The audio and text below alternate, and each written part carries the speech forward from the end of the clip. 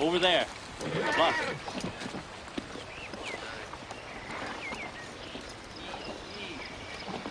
Get horses, sir. Go see.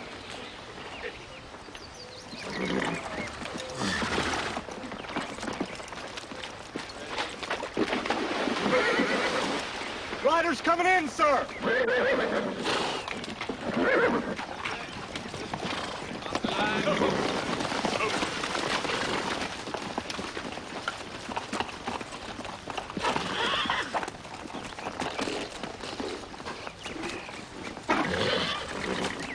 What happened? Oh, my God, sir, we are damn glad to see you. Have you seen Custer? We've had no word from him since Sunday afternoon when he left us and rode off with 5 companies. I believe Custer's command has been defeated. Oh, that's hard to believe. I think Custer's somewhere down the Bighorn grazing his horses. You are wrong, Captain Benteen. Where might he have fallen, sir?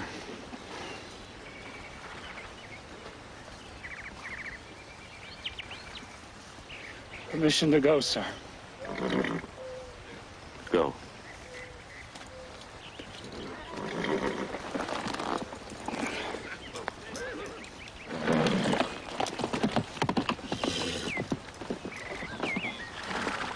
What happened to your Captain Benteen? Mistakes were made.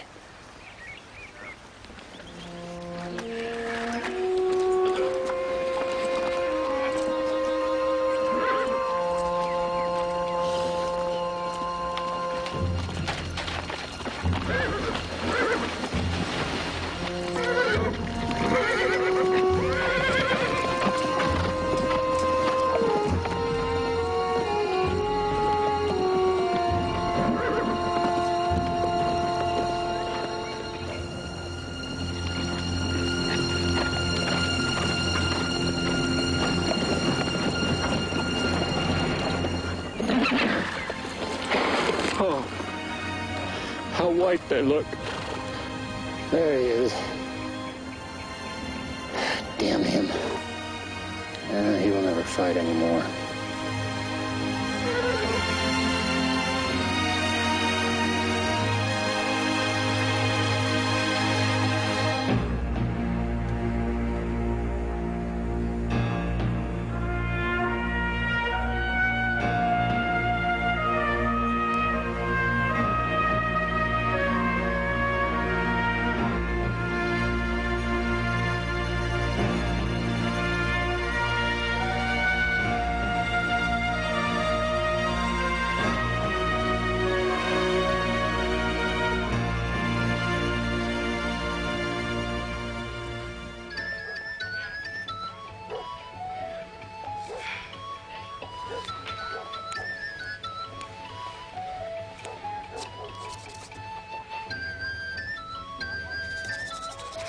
I always called him by his baby name, Audie.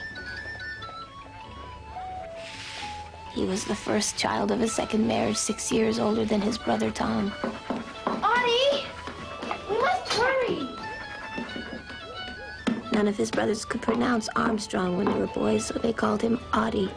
Audie, I'm going ahead without you. They will wait for me.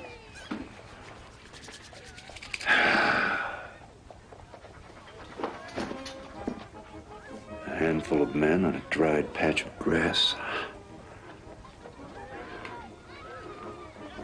They can wait. My name is Elizabeth Custer. You need a new uniform. I thought the 7th Cavalry would be receiving them by now. The world does not know that the 7th Cavalry even exists. Uniforms would be too much to hope for. My husband was a great hero of the Civil War.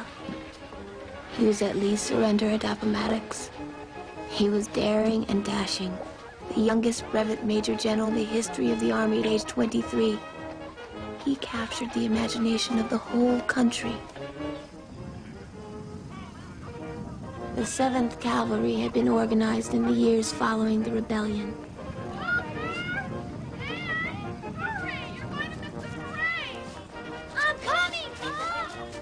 homesteaders, the miners, and the Kansas Pacific Railroad all were moving America west. The regiment was formed to protect them from the Indians.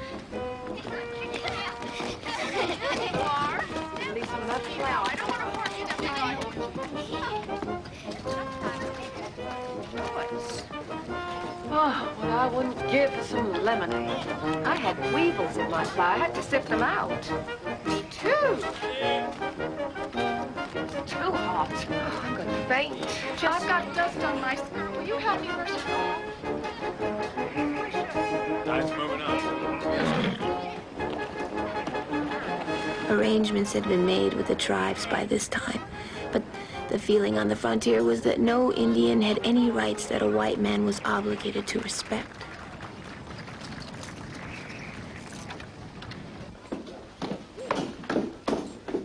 The general was not pleased at the time with his assignment. The plains were considered the great American desert. My husband was a hero. He wanted Washington. I married the man in 1864. We had 12 years together. I adored him. I want something too. Is that here? It's up there. Here we go. Very good.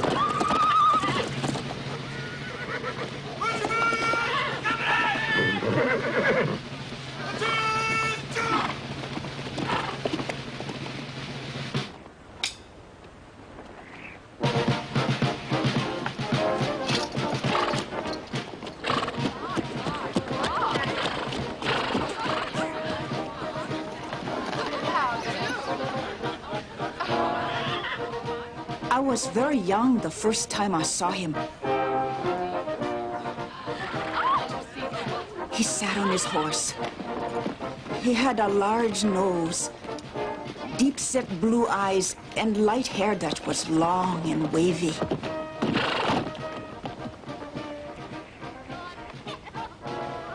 Form the parade!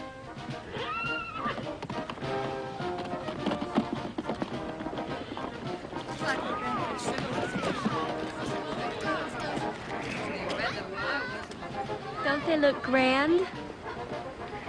They do. In review! I admired him.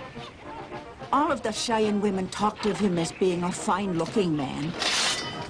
Forward! Forward! Forward! Forward!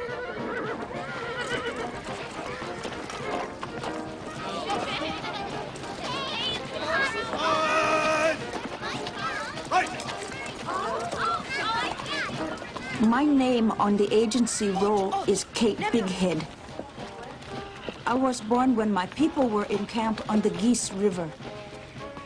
I spent my childhood with the Southern Cheyenne.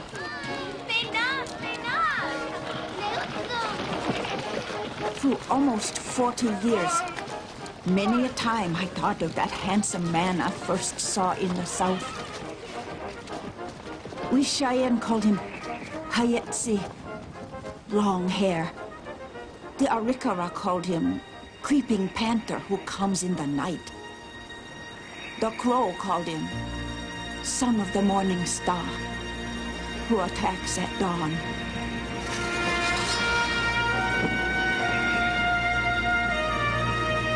I remember him. I saw him die.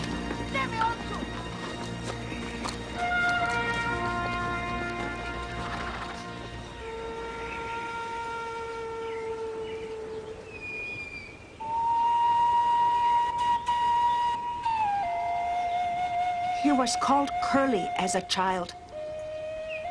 In his 14th year, he watched helpless as soldiers killed one of his relatives for taking a cow. In his misery and confusion, he had a vision. A warrior rode out of the lake. He seemed to float on the ground while riding his horse. The warrior carried no scalps. His unbound hair hung below his waist, and he wore a smooth brown pebble behind one ear. The warrior's body had been decorated with hail spots. and a streak of lightning ran from his forehead to his chin. Bullets and arrows attacked him, but fell away without touching.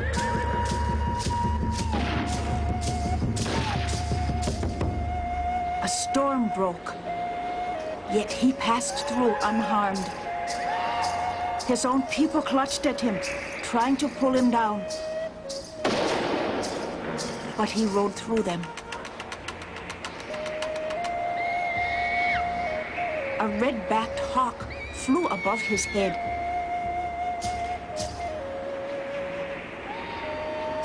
The vision faded.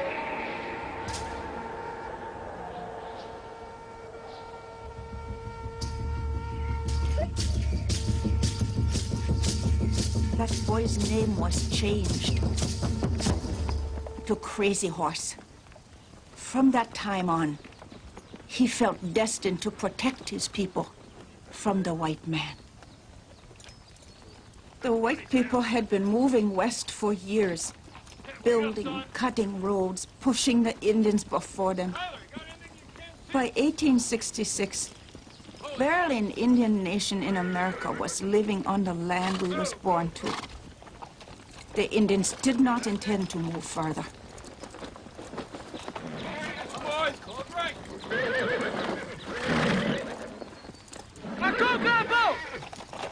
Stinking savages!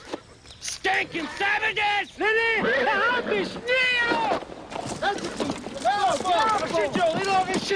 Let's get those sons of bitches!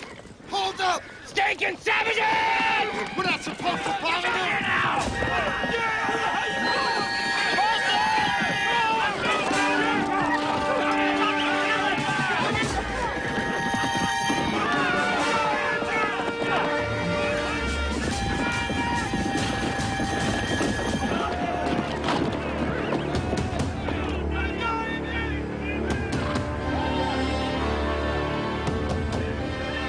They called it the Fetterman Massacre, after the officer who swore that with 80 men he could wipe out the entire Sioux nation. It was no massacre. Them soldiers were stupid, and they rode to their deaths.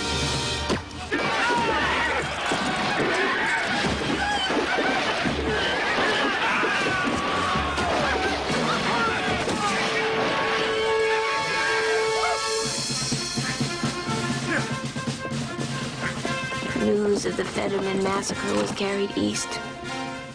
It was said that the heads were crumbled, brains were left to freeze on the rocks. Bitter feelings were awakened, and the government was implored to punish the Indians.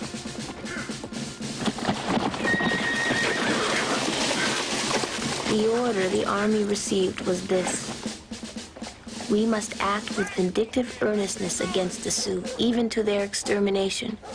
Men, women, and children. Colonel? Give me a hand. General! Colonel Custer, sir! I'm awake. Hey, company! Saddle up! Get up that mess! Forward!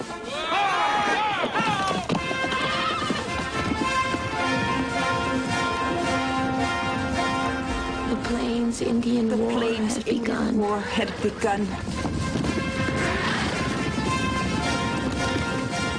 The war with the Indians for me would end 10 years later, on that hill they call Custer's Last Stand. They call it Custer's Last Stand, but it was not his. It would be our last stand.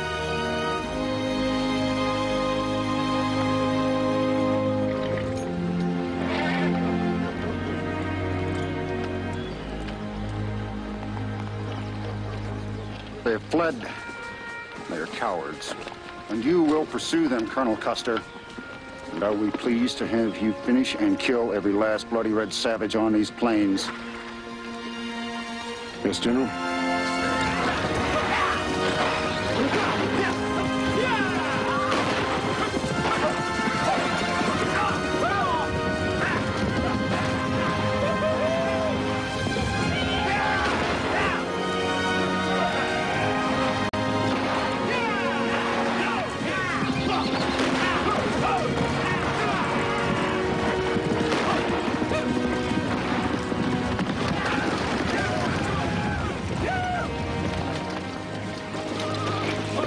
cavalry crisscrossed the plains that summer.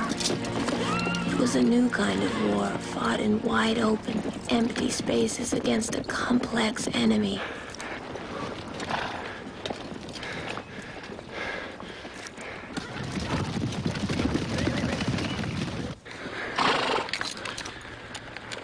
Scattered. They scattered. Give me a civilized war, an enemy I can find and beat, an enemy who fights by the rules! What? We'll carry on. Sir, the men have done 30 miles today. They can do more.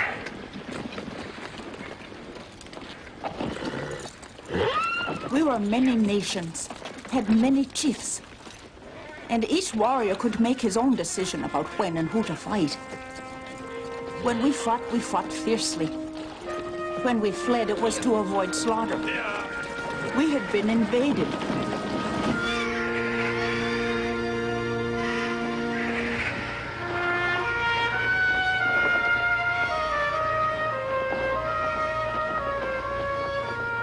It was a grueling campaign, covered well by the Eastern press.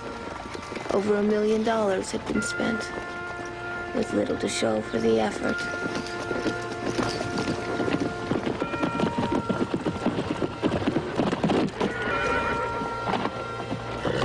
I believe we found the messenger sent from Fort Wallace. Lieutenant Kidder? What's left of him?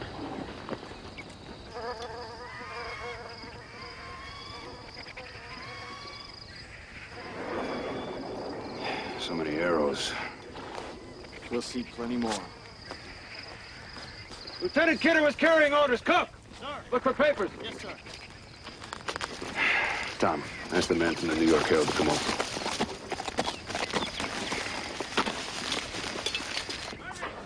All that remains of good men, sir. Lying in a regular order. In a limited circle. Find the mangled bodies of Lieutenant Kidder and his company. All individuals scalped. Skulls broken, upper arms slashed to the bone. Mr. Rivers. The Lakota slashed the arm, crippling the warrior in the next life. This man won't even be able to saddle his horse. The Indian scout. They left the scalp there beside him. He was a traitor in their eyes. Brutally hacked and disfigured so as to be beyond recognition as human beings.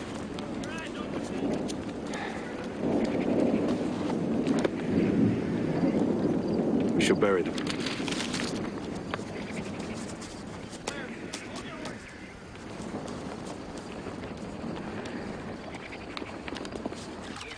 Cavalry provisions were terrible. The men were eating rations left over from the Civil War. Soldiers suffered from inactivity, restlessness, scurvy, and cholera. My husband was a strict officer. Conditions demanded it. Deserters! Deserters!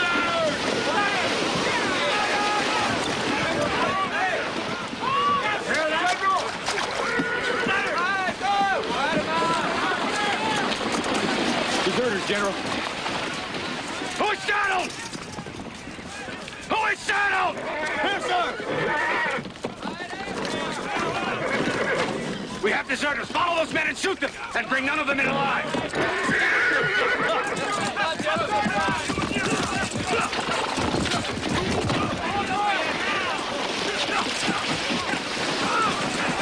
Send a supply wagon after them. Sound assembly. Yes, sir!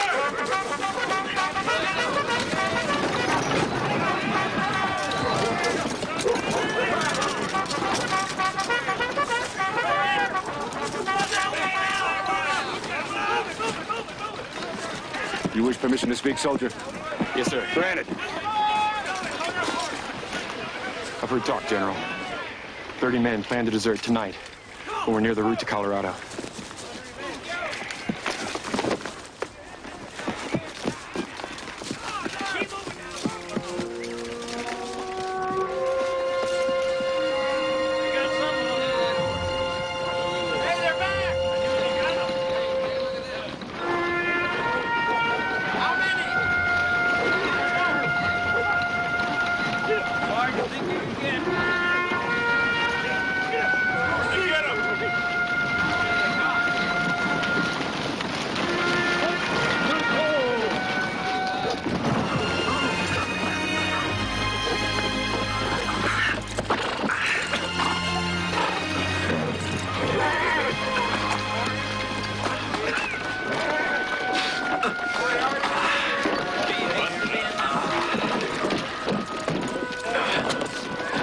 That wagon, Doctor.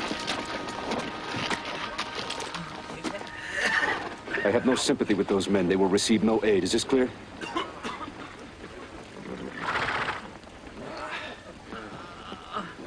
We're heading back to the fort. Form your men. We are returning to Fort Wallace! We are returning to Fort Wallace!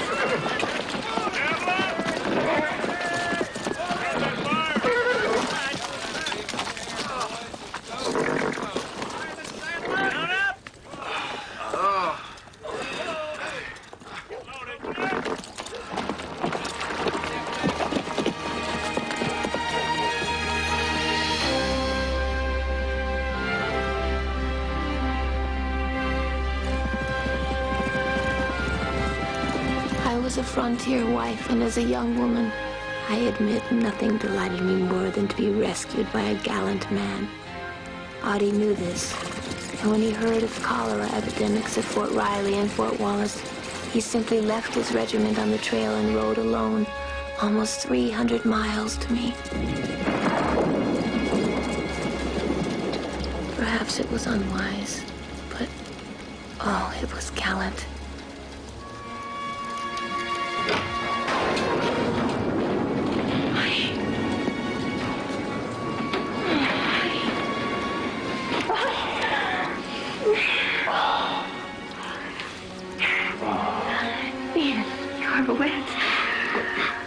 Thank you for informing me of that fact.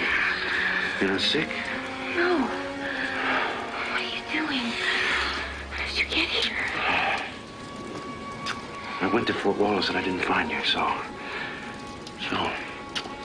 I moved on to Fort Hayes. I had to leave a few men there. Get on to Fort Harker. And still no wife. So I came alone. Oh. Your men? They can live without me for a time. And here I am. The beautiful Fort Riley.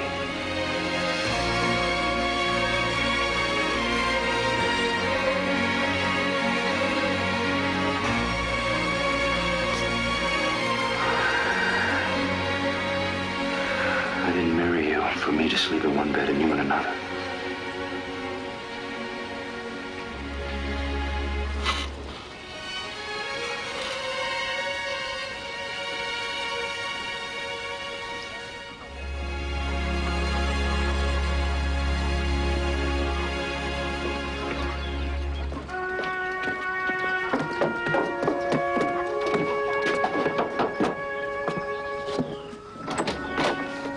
Lieutenant Colonel George Armstrong Custer. Yes. Sir, you're under arrest.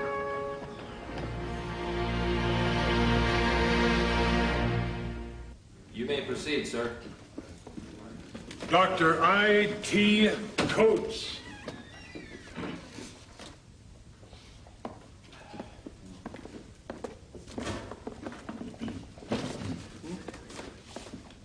My husband was court-martialed. He was made the martyr for an unsuccessful Indian campaign.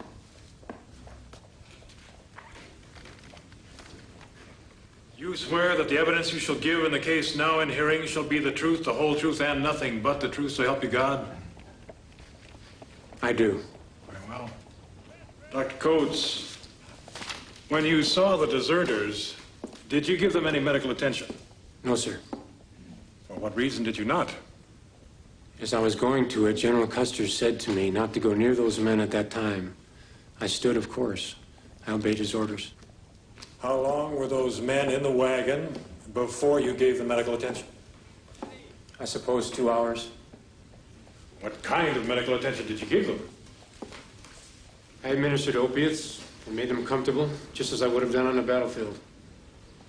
What was the result of the wound received by Private Johnson? That wound was fatal. It resulted in death.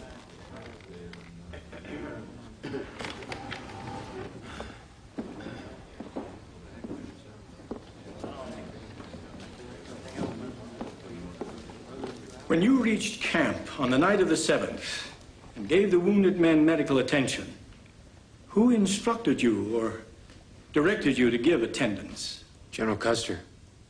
In what words or language did he give the order? He said, "Doctor, my sympathies are not with those men who are wounded, but I want you to give them all necessary attention." Afterwards, did or did not the accused frequently inquire after their condition? He did, sir. What did you understand the accused to mean when he directed you not to go near the wagon containing the wounded men when they came in? I had at that time an idea the objection was made for effect. I had an idea the general wished to make an impression on the men. Lieutenant Colonel W. Cook, after you arrived at Fort Wallace, with no orders, I remind the court, how many of the detachment departed Fort Hays and started to Fort Harker with General Custer? 1 soldier and 3 officers. What authority did General Custer give you to leave Fort Wallace, verbal or written? Verbal. Thank you, Lieutenant. May I add, sir, that between the summer of 1866 and 1867, more than 500 members of the 7th Cavalry deserted. When we fought the war against the Southerners, men who deserted during combat were shot.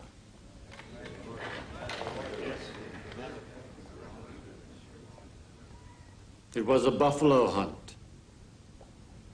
The dismounted deserters were shot down while begging for their lives.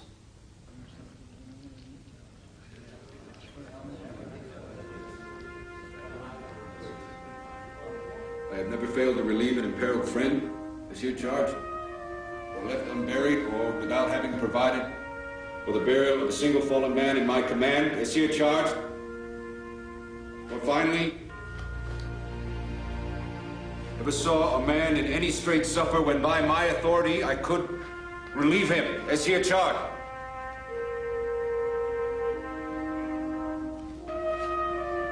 I ask you, at your hands, gentlemen, in the name of justice, a finding of acquittal of all these charges and specifications.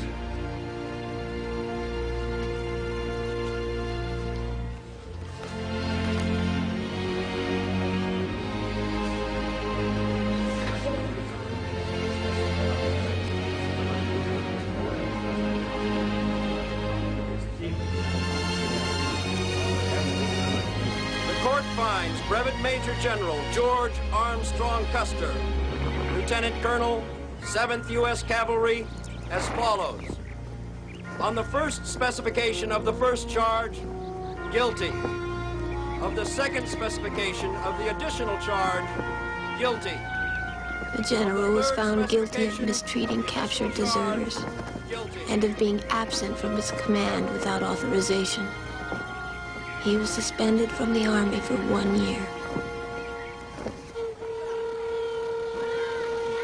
Our lives had changed so much. The railroads divided the buffalo. White men shot them from trains for sport. The homesteaders' cattle grazed on our lands as we went hungry. By the age of 26, Crazy Horse was a leader of the Teton Lakota Nation. He was a serious man. He never sang, he never danced. He never boasted of his victories. But he did take another man's wife. Black Buffalo woman, wife of No Water.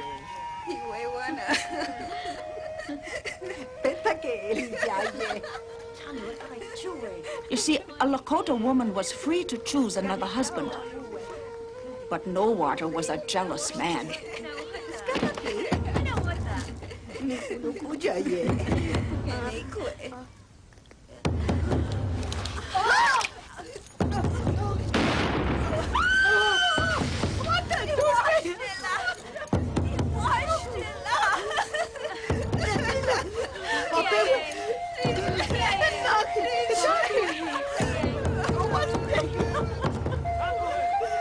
Crazy Horse disappeared from the village for a time. At the age of 27, Mr. Custer was without a command. We returned to our hometown of Monroe, Michigan.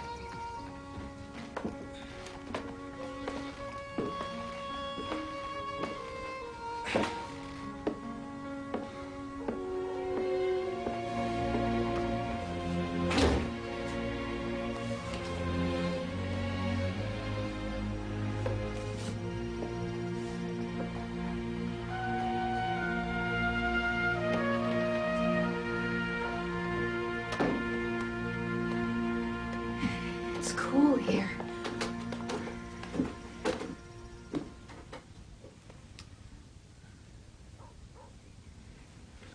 Didn't General Sheridan order you to shoot deserters without trial?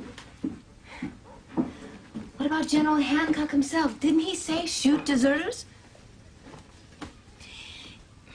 You took a leave to find me, knowing none would be granted. Your officers looked on it as ordinary occurrence.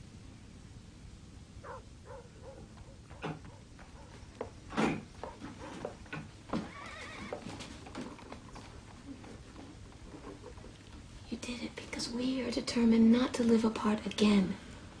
And now we have time. We have 1 year with no pay. We'll survive, General. Colonel, the war has been over a long time, and I am really only a colonel. A dishonored one.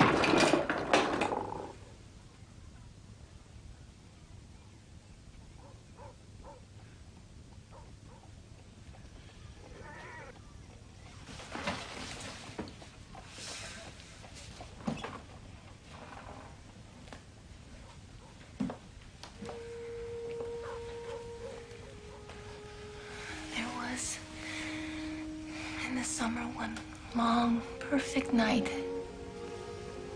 The night you came back to me. It is mine. And blessed be our memories which preserve the joy as well as the sadness.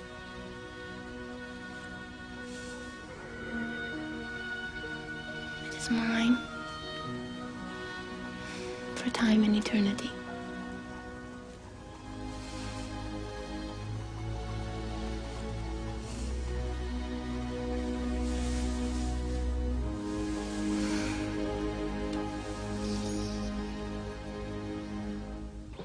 In 1868, a treaty was signed. War stopped. The forts along the Bozeman Trail were closed, and reservations were built. We were to stay in one place now, while the white people could roam free. The Lakota were to keep forever the lands west of the Missouri River and Dakota Territory, the Black Hills, and the mountains and valleys of the Little Bighorn. The white man was, by law, not allowed to enter these unceded lands without permission from the Indians. The white man brought us gifts. He gave us laws, and then he broke the law. The pioneers felt betrayed by the Treaty of 1868. They thought prime land had been given to the Indians, and now the Indians were not even using it. War erupted one more time. Nothing more than a drink of your finest General whiskey. Grant. Yes, ma'am. May I have your autograph? Custer. Here you are, sir. My daddy says you're going to be president soon. Your daddy is a wise man. Are you Little Phil Sheridan? Yes. May I have your autograph, too? You might also want the autograph of this gentleman, General William Tecumseh Sherman, the hero of Atlanta. Do any of you know General Custer? We are proud to know him, miss. My daddy says he is a brave Indian fighter and the Army should cherish him. Your daddy is a wise man. Thank you. They love the peacock. I do not understand him. Lord help me, I do not understand his popularity. The youngest Civil War general, brave Indian fighter. Half of his men were killed during battle in the South. And he barely sustained a wound. He was reckless, impulsive, dramatic, indefatigable, vain.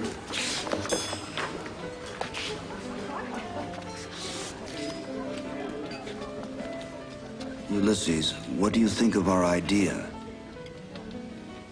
The Eastern press will devour us. The Bureau of Indian Affairs over the Department of the Interior has failed. We simply can no longer think of the Indian tribes as independent nations. They have to become citizens, individually responsible to the U.S. law. You want to hold them collectively, not individually responsible. I fought my Civil War, and it was long and bloody. You want to repeat it? Fighting Indians instead of rebels? If we are finally to have one nation, sir. A winter campaign sounds costly and dangerous, Phil. The Indians think they're safe in the winter. But they're vulnerable. They have no grass for their ponies, and their food supply is limited. And their villages are virtually immobile. Tell me your plan. We swing 3 swords at the winter camps along the Washita and the South Canadian River Valley. I launch 1 column eastward, down the South Canadian. A second column will operate southward toward the Antelope Hills and the head of the Red River. These 2 columns will act as beaters in for our 3rd and strongest column, the 7th Cavalry. Who will lead the 7th? We want Custer. Custer. He's been suspended from duty. Reinstate him, Ulysses. No. He'll charge his men into some sleeping village and commit slaughter.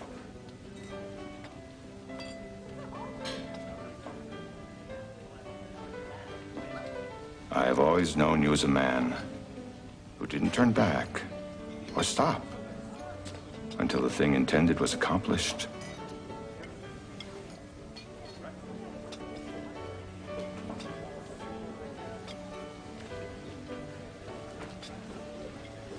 Damn Custer.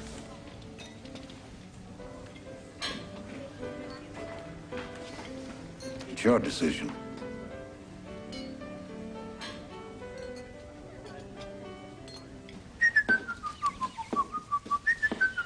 The telegram arrived as we dined with friends. It read, General G.A. Custer, Monroe, Michigan. General Sherman, Sully, and myself, and nearly all the officers of your regiment have asked for you. And I hope that the application will be successful. Can you come at once? Signed, General Philip Sheridan. I'll miss your curls. I've been reprimanded. And now I return a humble man. I need a victory. Ollie! The train will not wait for you. I'll have you with me before long. I will come when the 7th Cavalry has had its victory.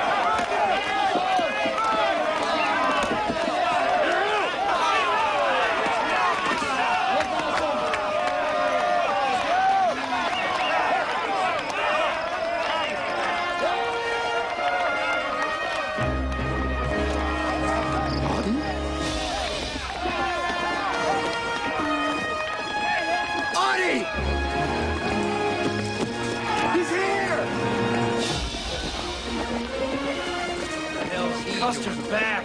Yeah! Buffy, come on.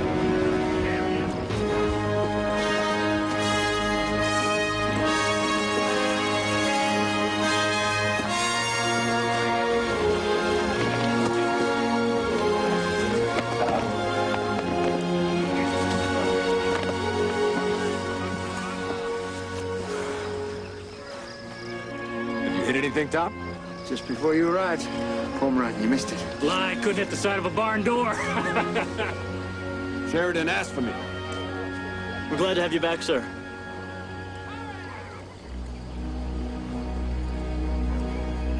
Sherman and Sheridan both. They asked that I return.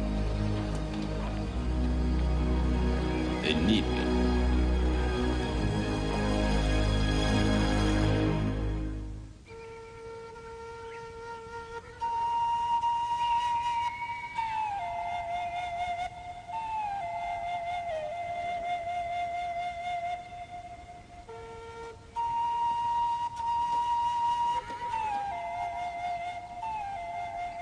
The U.S. said it wanted peace. We were given lands. We were to have them for as long as the buffalo roams. When the buffalo was gone, we were to give up our ways and begin to live like the white men. Chief Red Cloud told us how the white men lived. You must put away the wisdom of your fathers, he said. You must lay up food and forget the hungry. When your house is built, your storeroom filled, look for a neighbor and seize all he has.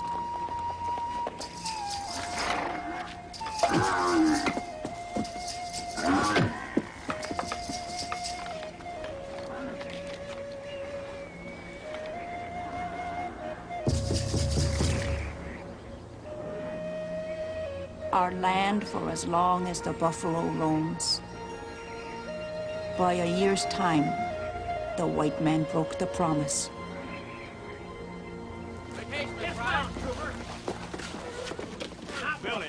Orders from General Sully, sir. Is that all, sir? Yes, sir. At ease.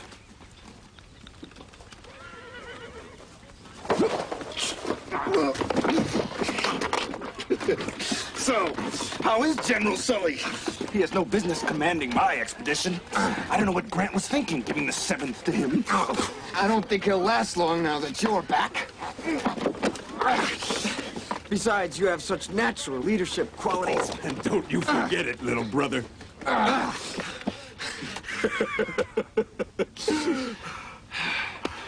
Think you should have been the general?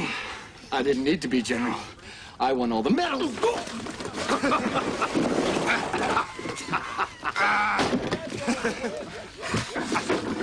Well, I understand that you've been under arrest a few times. It's drinking. You promised Libby. I'll be better now that you're back.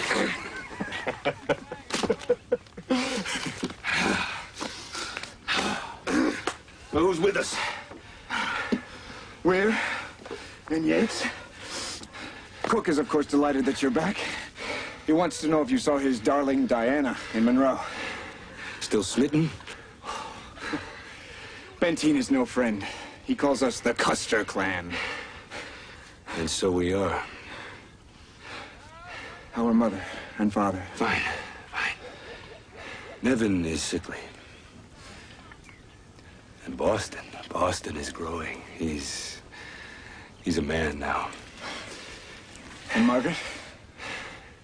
A beauty. General Custer. Permission to enter, sir? Come in.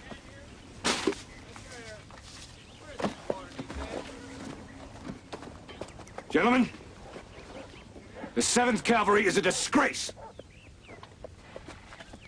The men are depleted and demoralized. And it will be our job to bring them back to fighting condition. Lieutenant Cook, I want 3 columns sent out in search of Indian encampments. When, sir? Tonight. By the end of the week, We shall all of us march to the Medicine Lodge Creek and return here. Maybe then we will be prepared for the duty that awaits us. Are these General Sully's orders, sir? They will be. Captain Weir. Yes, sir.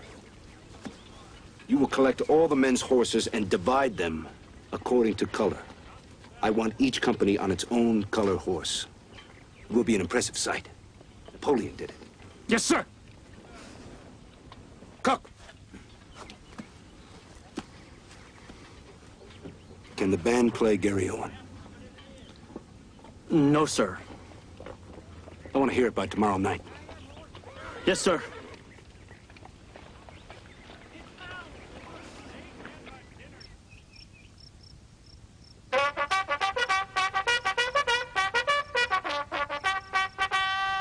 Ahead, run! Right, press! Ready? Run! 1, 2, 3, 4, 5, 6, 7, 8. Eyes right!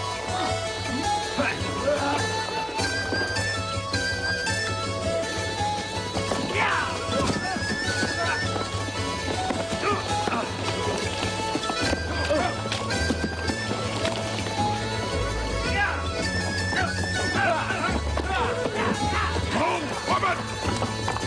Load carbines!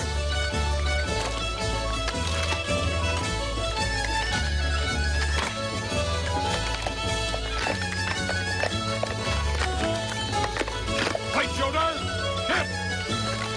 Arms, forward!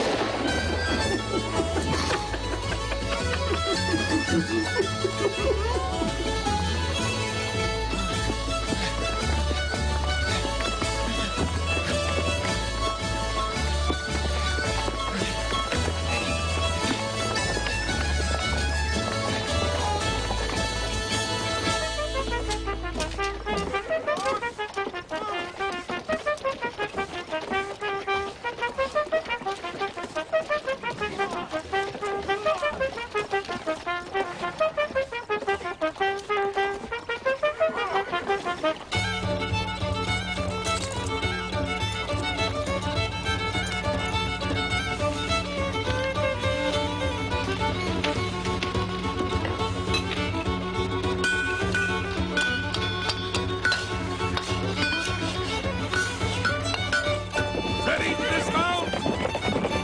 Dismount! Let's move! Come on, what's the matter with you? Let's go! Hold tight to those horses! Stop my horse! Hold it again!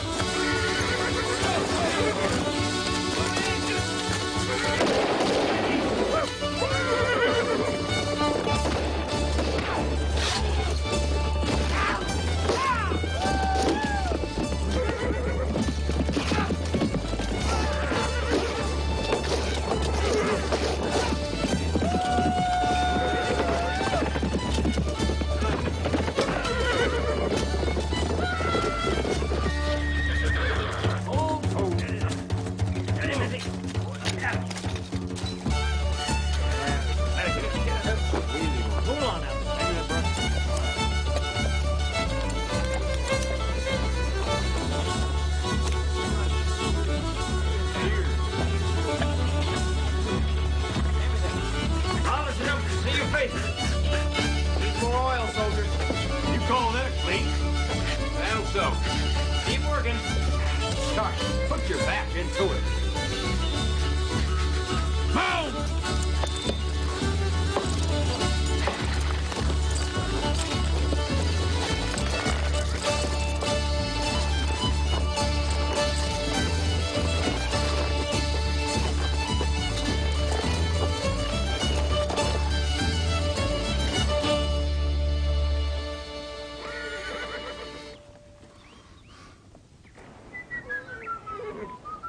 My husband was called many things. Brave soldier, hard taskmaster, fearless, reckless.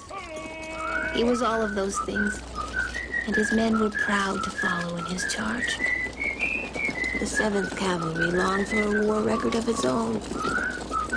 the regiment moved deeper into uncharted territory.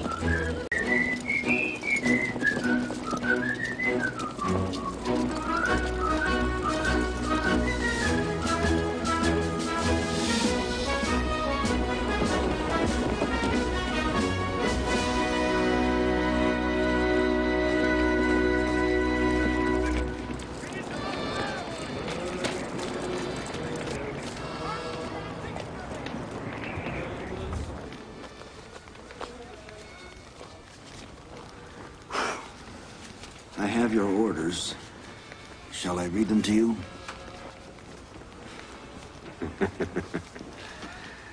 You've never read orders to me, sir.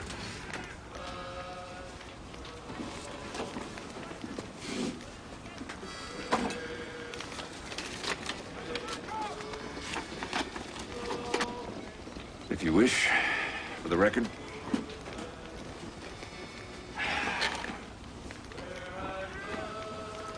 Or for General Grant. Proceed south in the direction of the Antelope Hills, then toward the Washita River, the supposed seat of the hostile tribes. Destroy their village and capture the ponies, kill or hang all warriors, and bring back all women and children.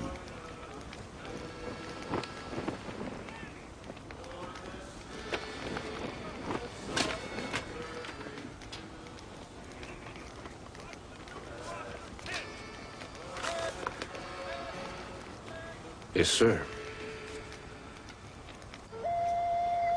The winter of 1868. The Cheyenne camped on the Washita River.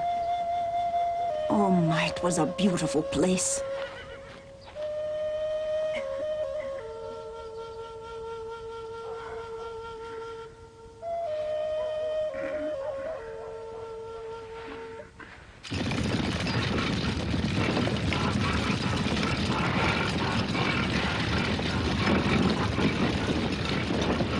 Campaign of 1868.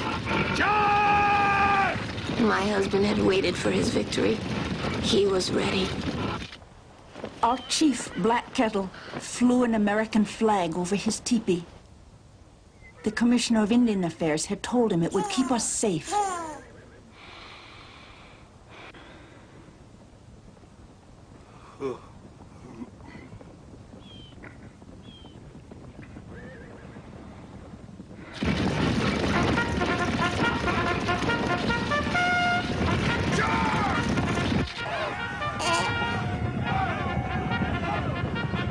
The sound of music woke me up.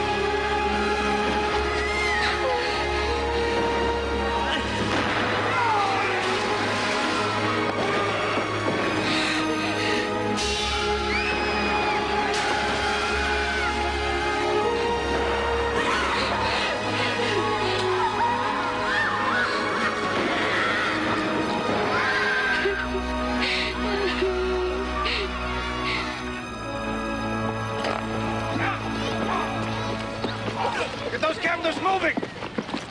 The lodges have emptied. We burn the village. Quickly!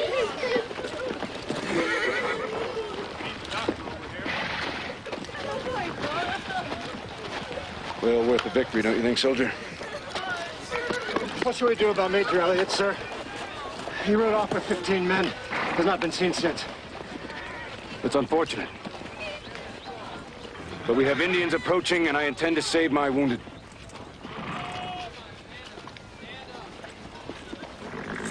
Recall your men. We're moving out, Captain. We're deserting, Major Elliott? Recall your men!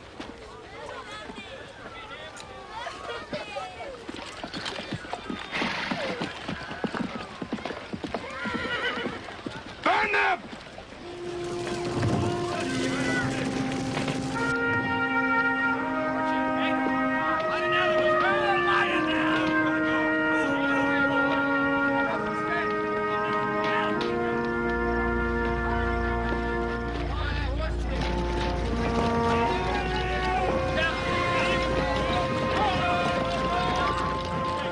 Washita was a great victory for my husband.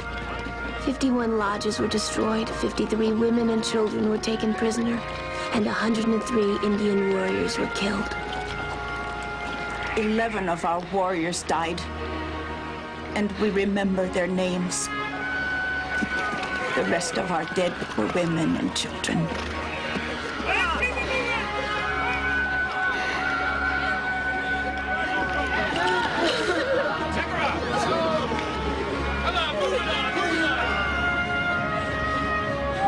It was always about the land.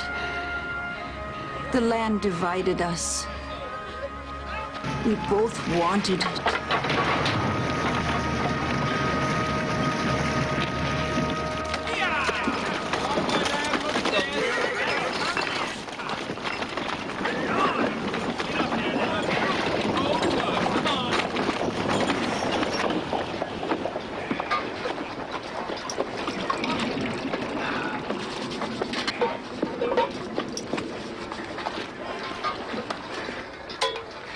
Permission to enter?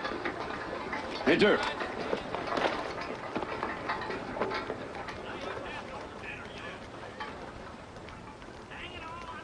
I feel it's my duty to inform you that the men are in an ugly mood. They feel you left the field without ascertaining the condition of Major Elliott. Is that also your belief, Captain? It is. I will not be chastised by you. I will not tolerate insubordination. Let a man make such an accusation, and I will horsewhip him within an inch of his life!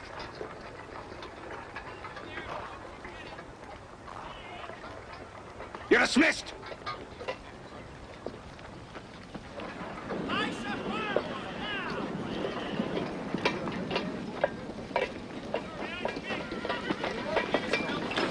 This is a victory! I don't need to defend my actions to anyone!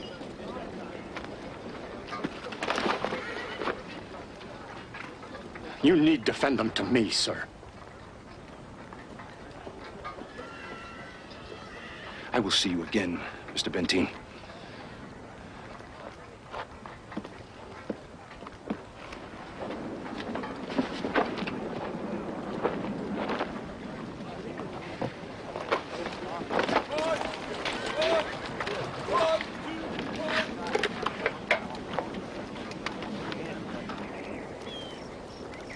Camp Supply became a holding place for many Cheyenne women and children.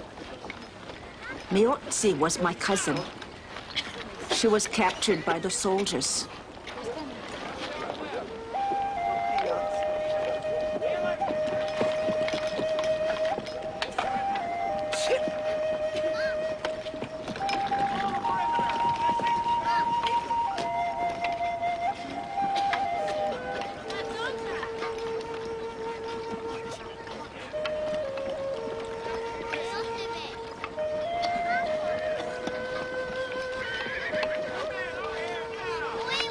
She had a blonde-haired child, a girl, named Yellowbird.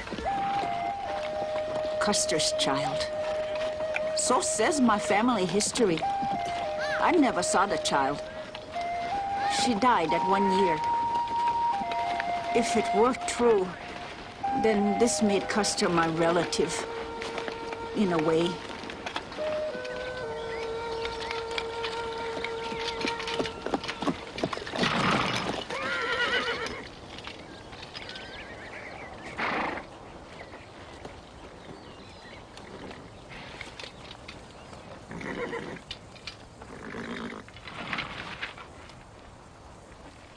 We talk.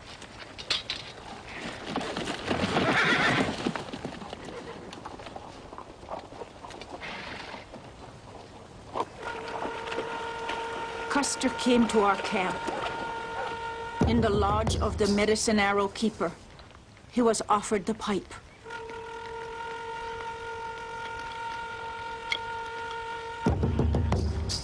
I come for peace. I do not come for war. The white man wants to live in peace with the Cheyenne. We have learned that you have white captives.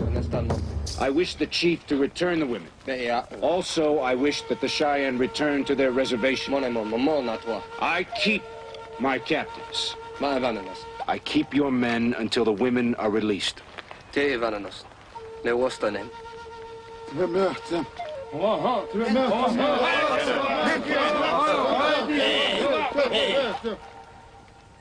Nestes, Nestes, Miha, Woha. He says that if you break this peace with the Cheyenne and you follow them, you and all your soldiers will be killed.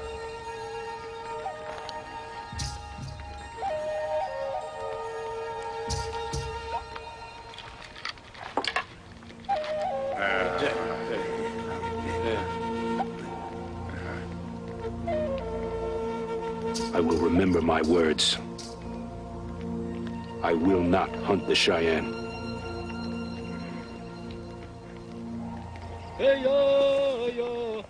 And so it was agreed. Custer held 3 of our chiefs captive. For their freedom, we would trade 2 captured white women the next day. In those times, a white woman was told that it was better to kill herself than be taken captive by us. Our warriors felt the same.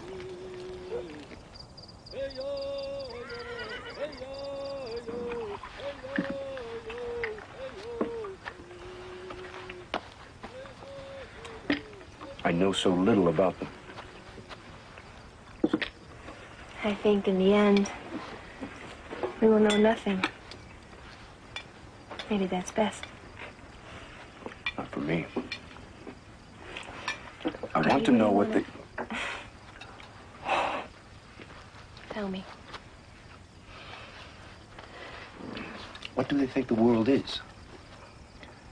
Suddenly we Europeans arrive. We bring horses and guns and wagons. We build houses. We run trains across the land. What do they think of us? What was their world like before we became such a part of it? Or do they think of these things? Are they able to? What do they think of you?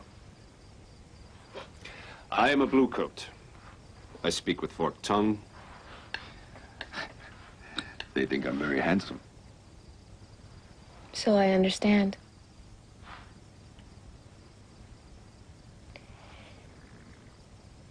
And what do you think of them? Are they beautiful? Are the women beautiful to you?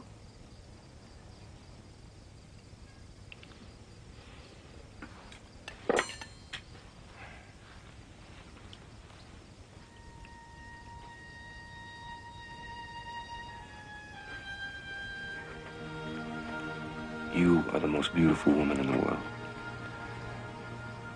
And I know a lot about the world.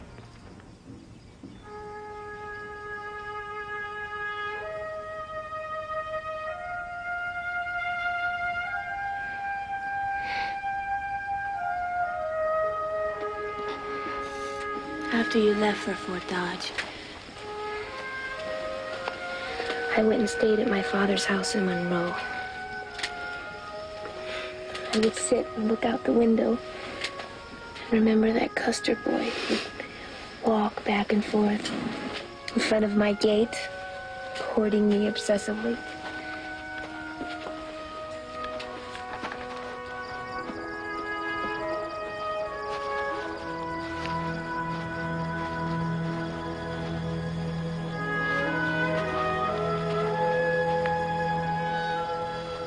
I remember that Custer boy, fresh out of West Point, dead drunk, horribly drunk. Stood outside your gate and hollered your name till my brothers came and dragged me away. Shameful. I haven't had a drink since. No. It was shameful how you wooed me. I was meant to do it. And there is nothing I meant to do that I will not attempt, even if it's... If what? Even if I'm wrong.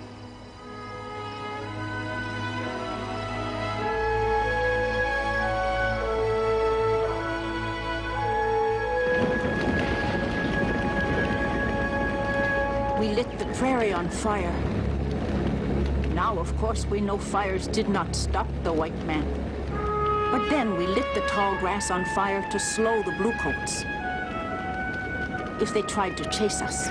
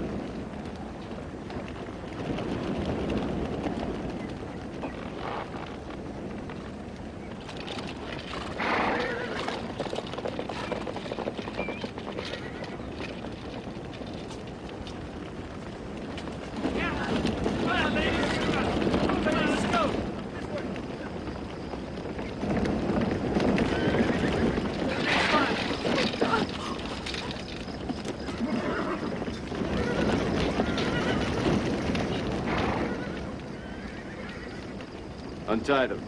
Tell them they can go. Tell them that when the Cheyenne return to the reservation, then they will be free men.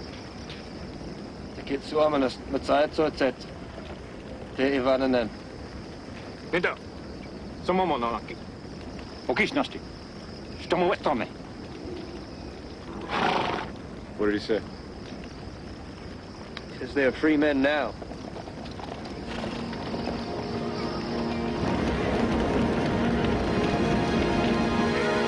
Take them back to our camp.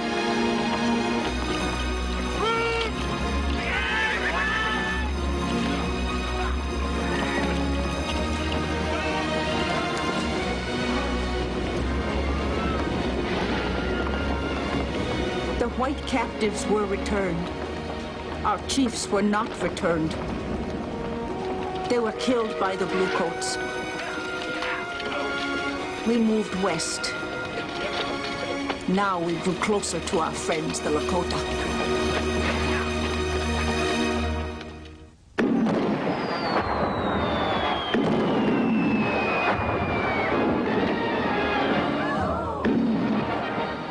Red Cloud went to meet with President Ulysses S. Grant. Red Cloud was a peace chief. He had opposed the white man, but now something had changed in him. He had seen the cities, the machines, the number of people. He saw the inevitability of the white man.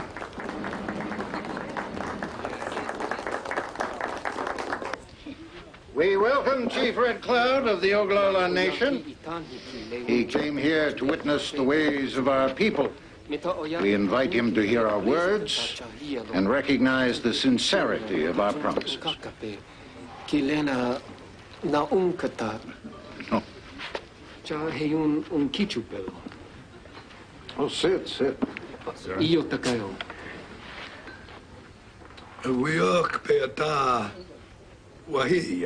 I come from where the sun sets.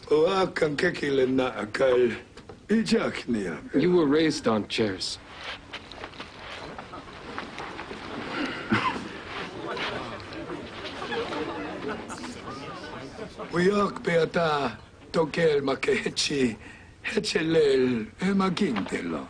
I want to sit as I sit where the sun sets. I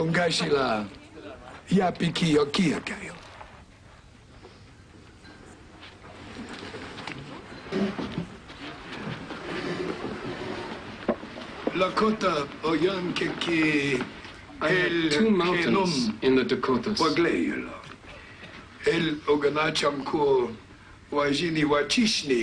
I want no roads there.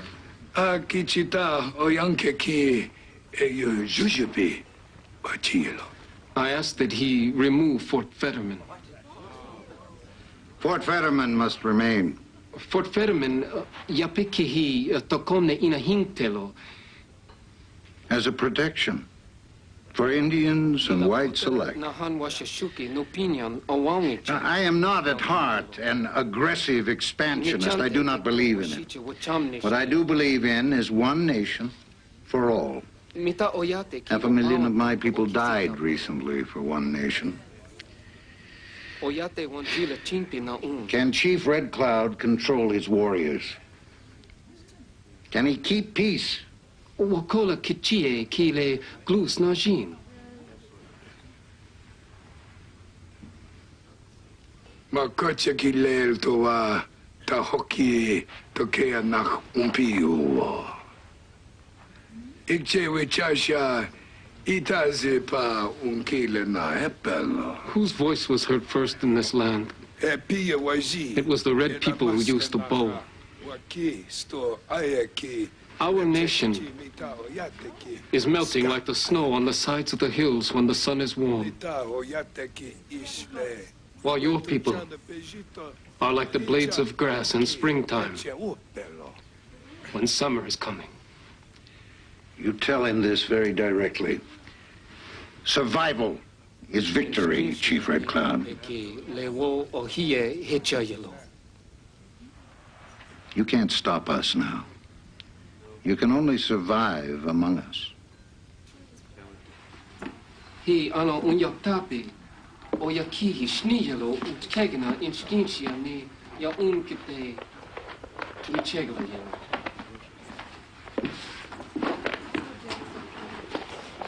This is your land.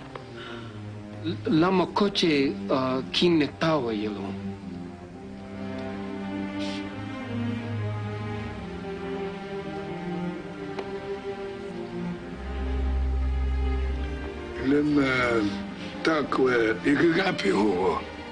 Why these lines? Boundaries. Where the land ends. Lema koche ki hihanyan ihanke yelo.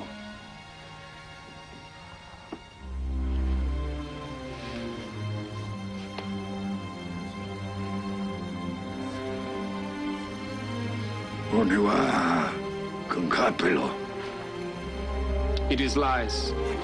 What did he say?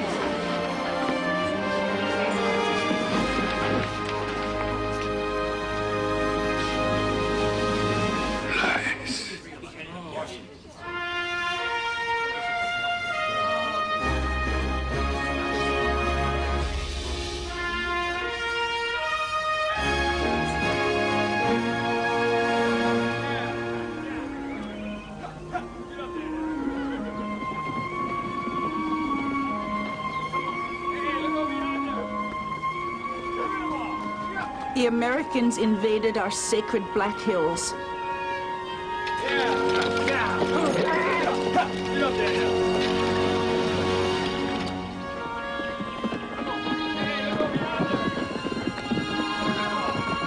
I came to the Northern Cheyenne when their reservation was in the Black Hills country.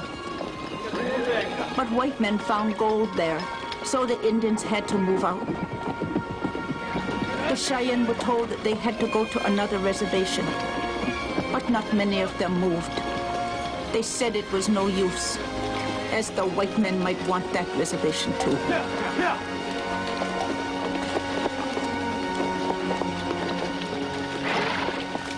The army did not invade the Black Hills. They went in to try to stop the flow of settlers. Back east, the banking houses failed. The stock market crashed. Farm prices plummeted during the worst grasshopper plague in history. 20% of the city's labor forces were unemployed. Nice talk. There were more people in jail than any other time in the history of the nation. Homeless tramps roamed the country. The nation needed expansion to the west.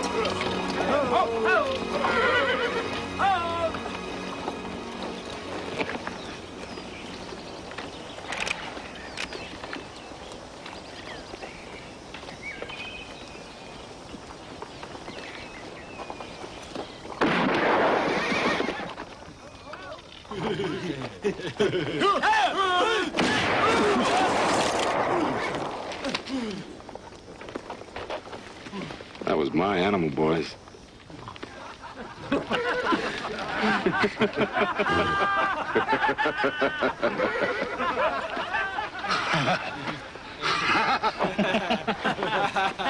What? Big, brave man. Shoot, shoot, shoot. Not brave for you. Braver just to reach out, touch an enemy, count coup.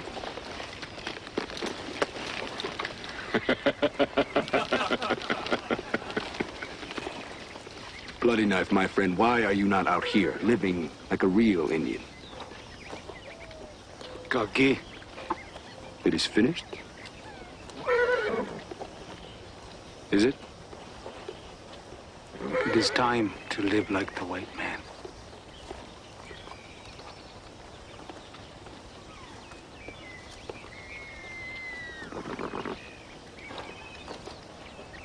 Progress.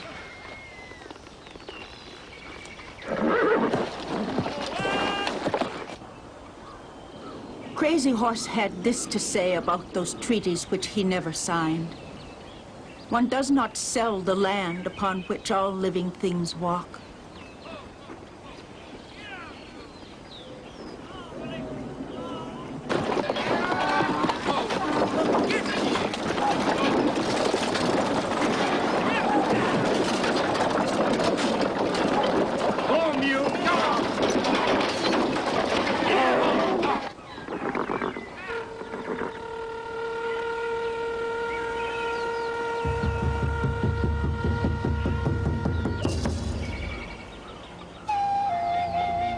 The Indians gave up all hope of ever living peacefully with the white man.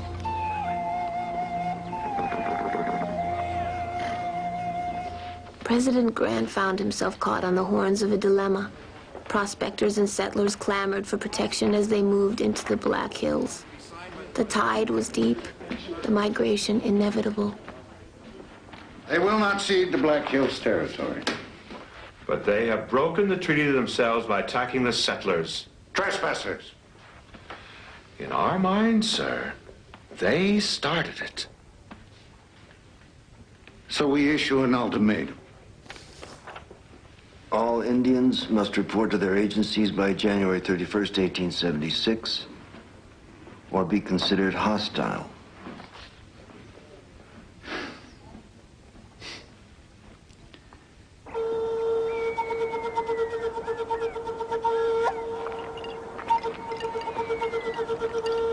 I heard the story that before the great battle, Crazy Horse rode a long ways to the burial scaffold of his 3-year-old daughter.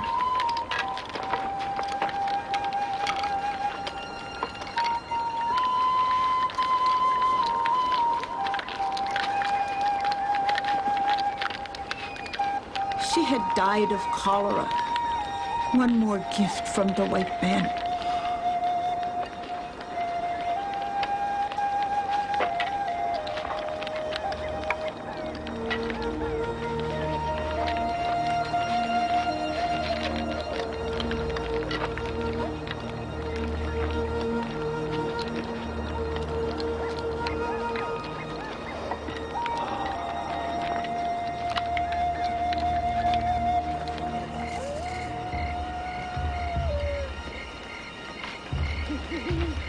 crazy horse stayed with his child for 3 days and 3 nights.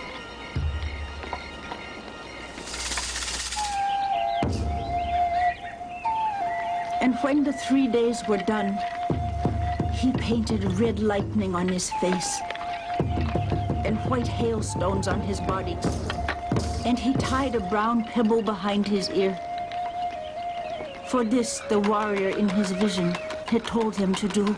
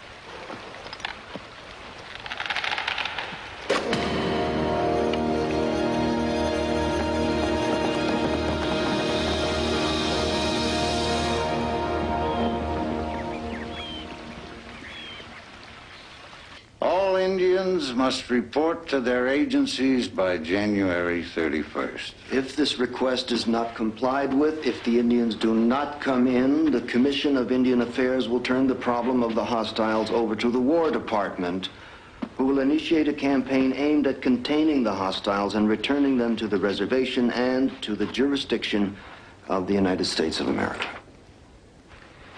And then we're all sons of bitches.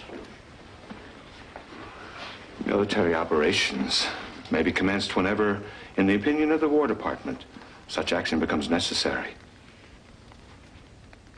And sometime this winter, it will become necessary. Agreed. We've been killing Indians for hundreds of years. Let's get the business over with. I want Custer to head the expedition. We need one great bloody battle.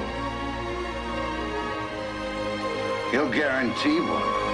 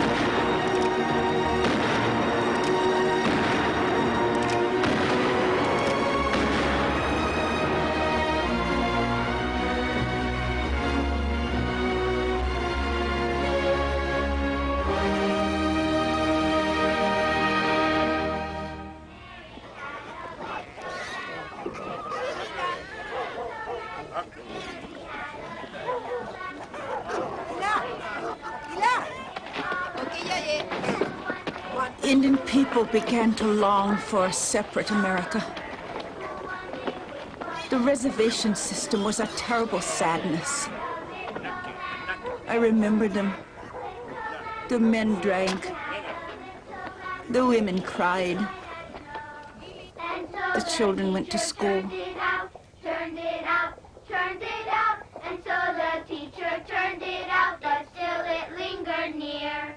Mary had a little lamb, little lamb, little lamb. As Crazy Horse and Sitting Bull resisted, so did many others.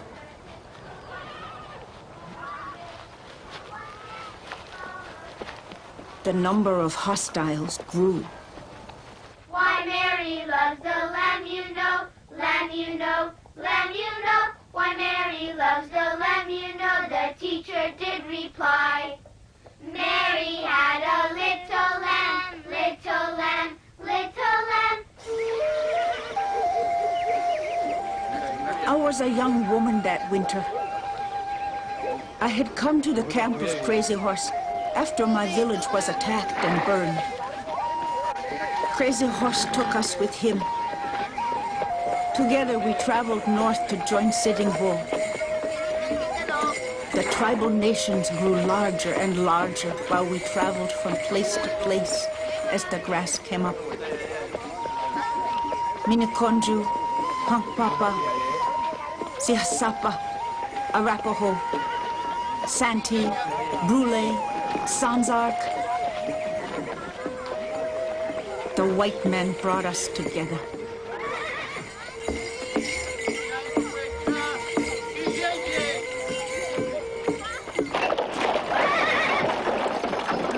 We had moved to Fort Lincoln in Dakota Territory. In Washington, the Grant administration was plagued by one scandal after another. Secretary of War Belknap resigned under accusations of misconduct in appointing the fort traders. My husband was summoned to the Capitol to testify at the impeachment hearings. I trust you'll give more attention to Secretary Belknap in Washington than you did here. When the secretary visited, you left him alone in the house and went to the chicken coop by yourself. I was right then, and right now. I had to be hostess that day, and poor Tom had to play host. Maybe you owed him the dignity of a military visit? He is not a fellow officer. He is a liar and a thief. And that is what you will testify to? In so many words. It's time to go. Be careful what you say, Audie. Don't make us entirely unwelcome in Washington. Do you think we might want a home there one day? I think you are a man of many talents who might serve his country in greater ways. I would like to be head of Indian Affairs. You should let it be known. First, I intend to reunite the entire 7th Cavalry for the great expedition. Then we'll see.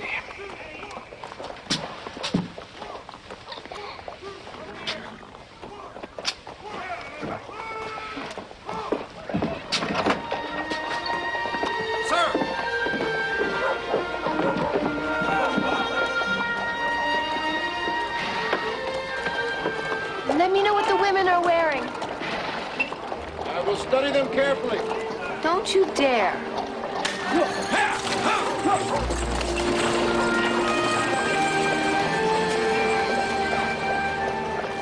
General, this is, as you know, simply a committee investigation into the activities of Secretary of War William Belknap. I understand. In your own words, why don't you tell us about the situation in your area since the appointment of post traders was placed into the hands of Secretary of War? The immediate result of this was an increased cost of living at the frontier posts, and it came out of the pockets of the officers and the men. Elaborate, please. Well, prices became exorbitant. We were pressed to purchase our necessities elsewhere. It was then that the post trader wrote a complaint to the War Department saying we must be forced to buy from him. And that claim was upheld by Secretary Belknap.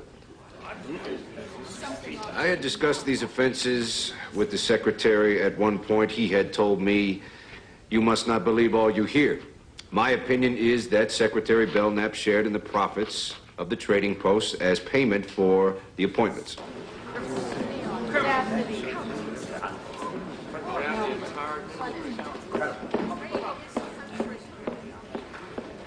What about the rumors that the president's own brother took payment? I am under the impression that Orville Grant likewise shared in the profits. Thank you, General. I would like to say one more thing, Congressman. Yes? The Indian agents of the Department of the Interior perpetuate one travesty after another against the reservation Indian. An Indian can well expect to find sour meat, weighted flour, and bad coffee in his gratuities. These goods are not what Congress, I believe, intended to be the Indian share.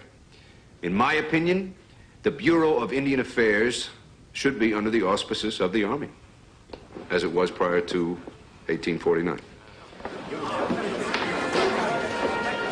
Thank you, General.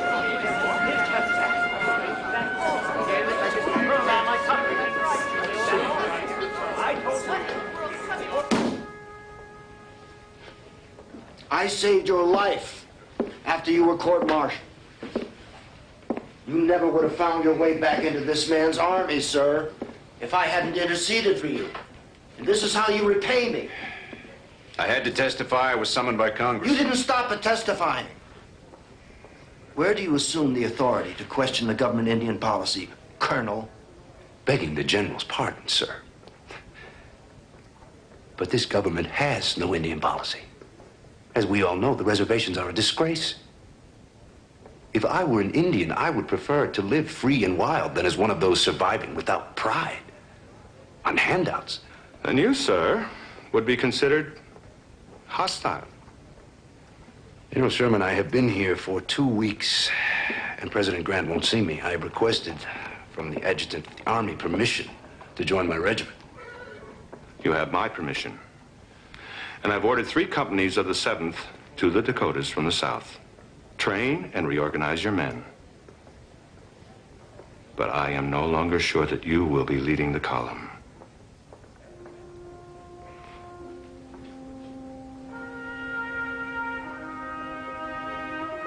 I suspect that is a directive from President Grant. The president is the commander-in-chief. You will take orders, and you will not talk to the press. You're still a soldier.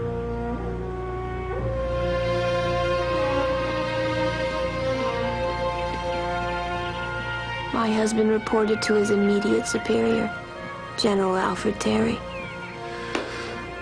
You're no longer to lead the expedition.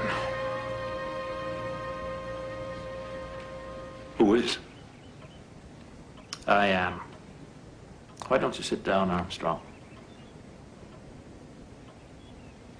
And the 7th? Major Reno has asked to command the 7th Cavalry. Major Reno?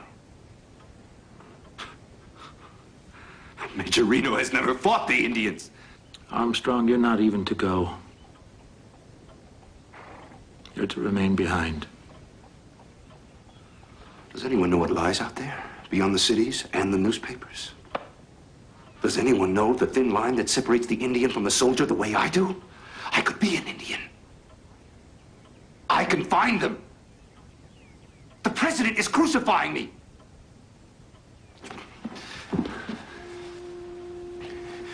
Intercede for me, Armstrong. I appeal to you as a soldier to spare me the humiliation of seeing my regiment march to meet the enemy and I not share in its dangers.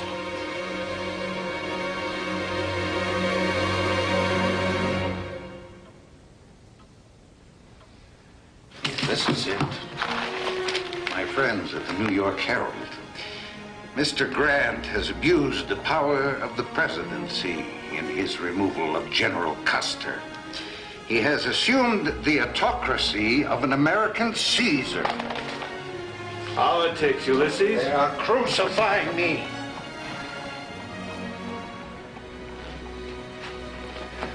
Reinstate him. Again.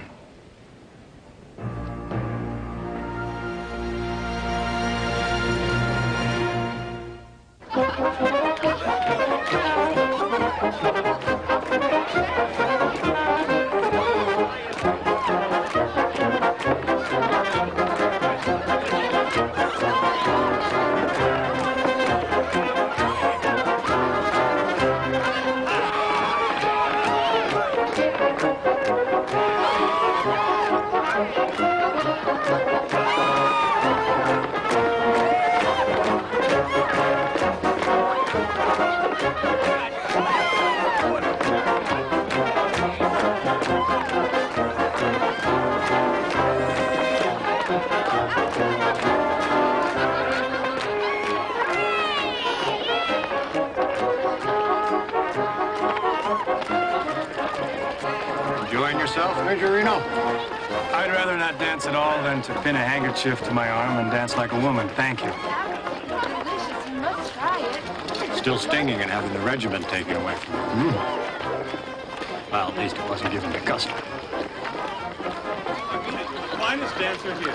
That man has had an amazing succession of ups and downs. Custer's luck. Well, you should have realized by now, Major. Custer's problems never hold him down long. He's plotting his new book already, I'm sure. His next success after my lie on the plains. You mean my life on the plains? Yes, my error. Well, I guess he's learned his lesson for good now. Major Reno, Custer has made a career out of learning all the wrong lessons.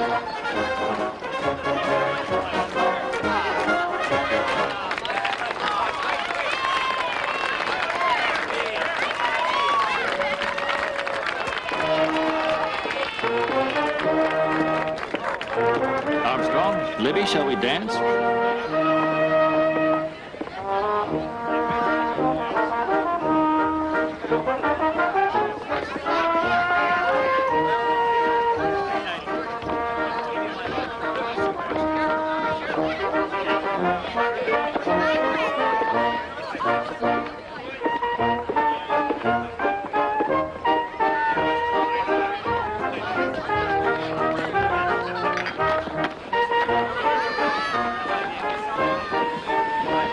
Reno has been staring a hole through you.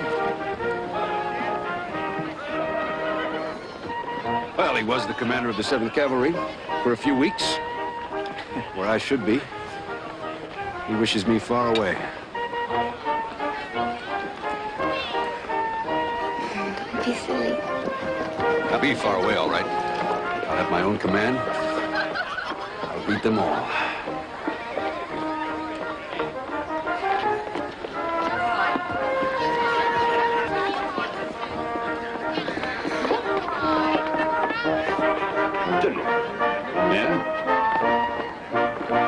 Of course.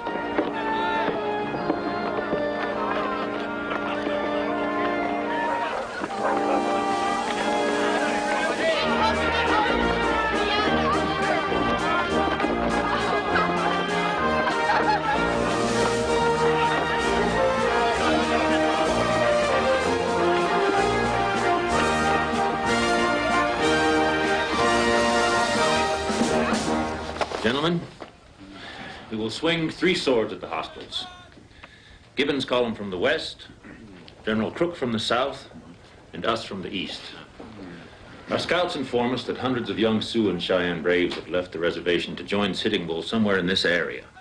Rosebud Valley, difficult terrain. Armstrong? Many of these braves have repeating rifles, which they bought from the Indian traders. My concern is our own ammunition. My ordnance officer tells me these copper-cased cartridges are too soft. He says they corrode. They tend to jam the Springfield ejector after 3 shots. I know. That is why my officers and I carry our own rifles and brass casings at our own expense. What's the Army trying to do to us? Sir, there is no time to think about that now.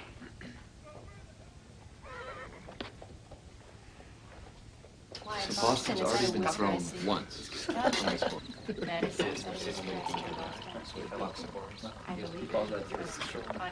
gets back and gets thrown again. 3 times. 3 times. You were growing up. I thought he was More hands every day. That's what I would do. Terry has no business leading this expedition.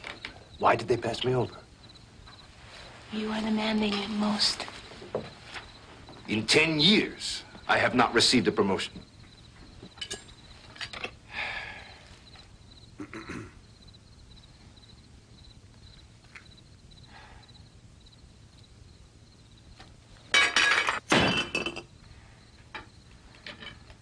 There is not enough meat here for all of us. I have been a soldier for 15 years, and I cannot afford to feed my family.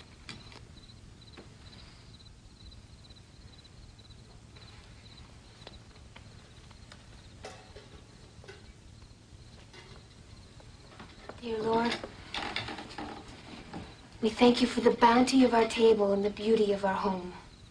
Thank you for giving us beloved family, Brother Boston, our nephew, Audie Reed, Lieutenant Cook, and our dear sister, Maggie. Amen. Amen. Amen. Amen. Let us have a cheer. Yes. To General Custer,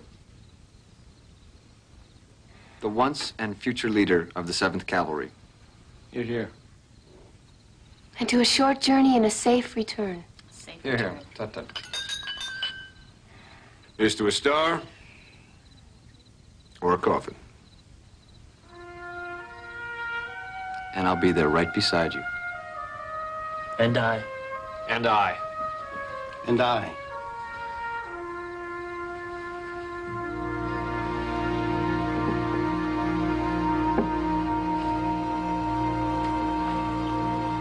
Bye, Mom.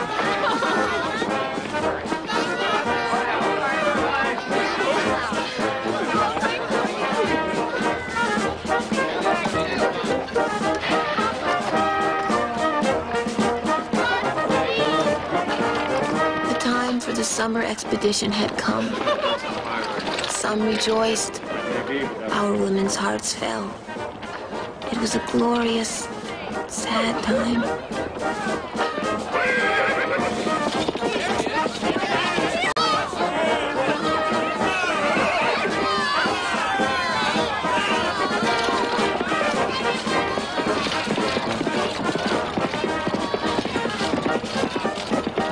My husband again had field command of the 7th Cavalry, but General Terry retained command of the expedition.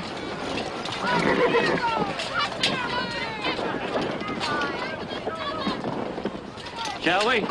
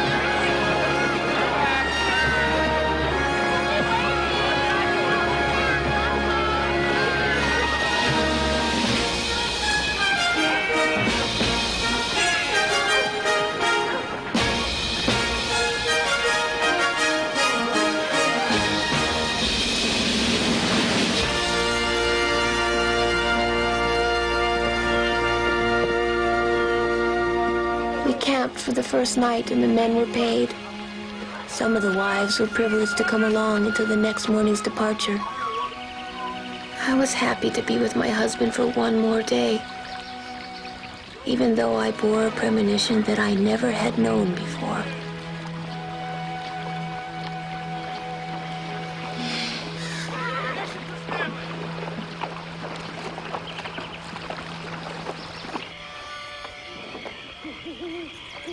Report! Lincoln's on duty, sir! You ain't even started,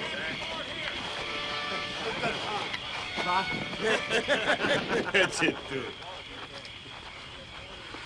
Ah. Little barefoot on top. Is that who you are? Hmm? Little barefoot on top?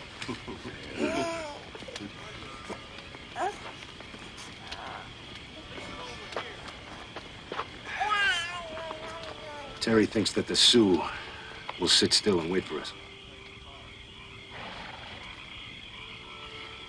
The Rosebud? Close. From Washington.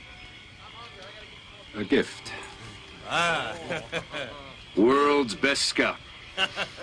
Bet you do.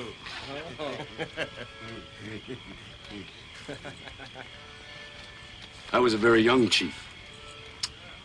In the Great War, the Civil War between the states, I had 11 horses shot down from under me. I killed my first man. I hunted him like an antelope. It was hard. I took his sword, and on it said, "Draw me not without provocation, sheathe me not without honor." Many scars? No scars. When the son of the morning star is a great father, you will all come to Washington, and I will build my friend Bloody Knife a great house, and all the women and children will have plenty to eat and want nothing. Custer, never die. Custer lived forever.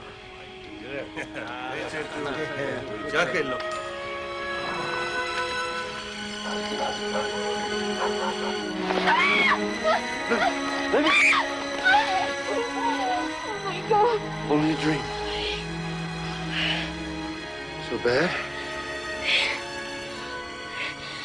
You had your scalp. You're dead. Only a dream. Yes. Oh. Maybe this will be the last one.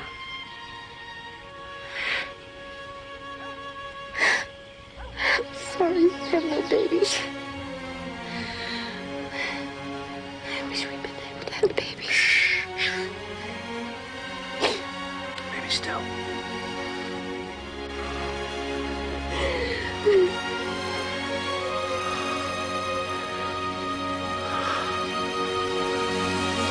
Turn him out! Turn him out!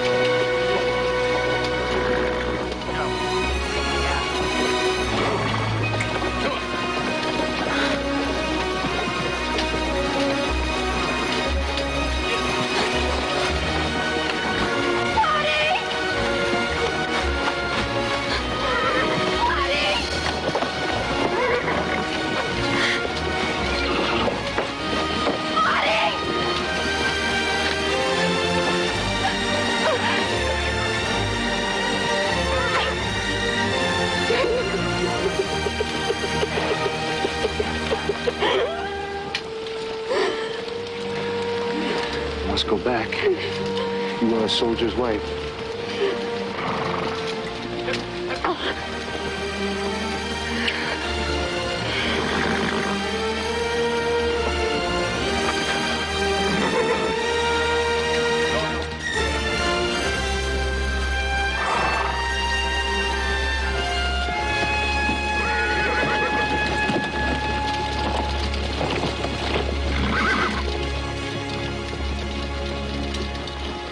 Watch for our return!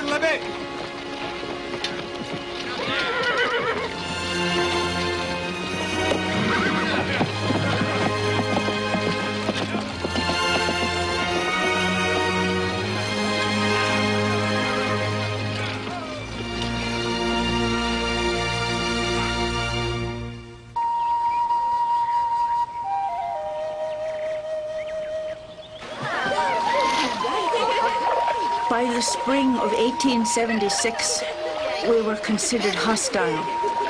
Every spring before, people would leave the reservations to hunt. But this spring, if we left, there would be no going back. Sitting Bull said, "Return to me. Come to the Rosebud and we'll dance and sing and hunt." Some of us had not seen a buffalo in more than a year.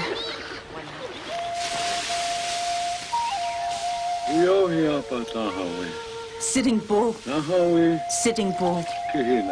His name struck terror into the hearts of the white men.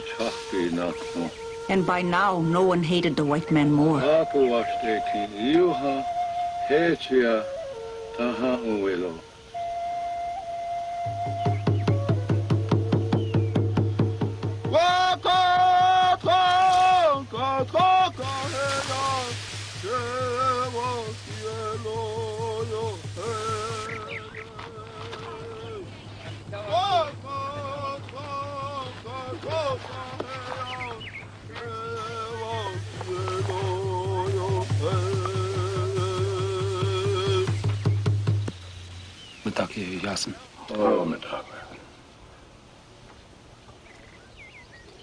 He had touched a slain Crow Indian with a coup stick at age 14. It is said that he could count 63 coups by this dreadful summer. He was fearless. He was wise.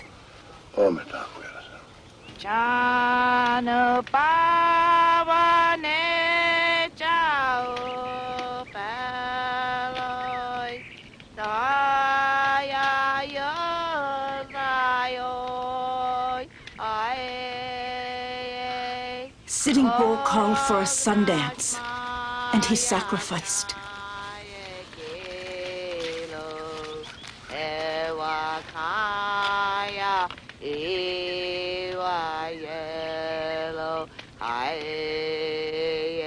He had 50 slices of flesh cut from each arm.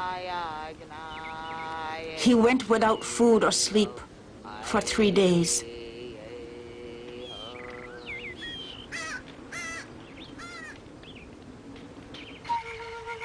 On the 3rd day, he had a vision. The blue coats will fall into our camp like so many locusts. They will die.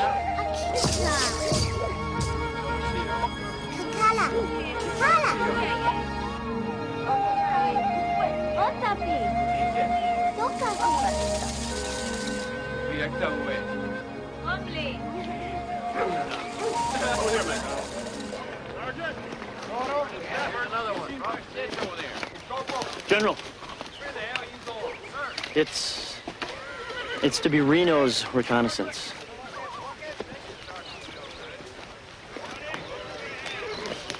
Terry's sending Reno.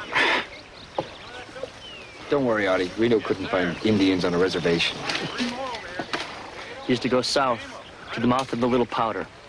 Then he will cross to the Mitzvah and the Tongue, descend the Tongue, and join up again with us at the Yellowstone. Major Reno will be sent out.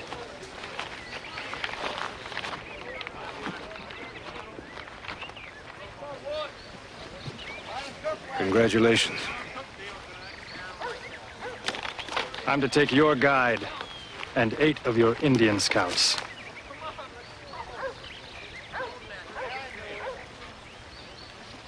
You'll need them.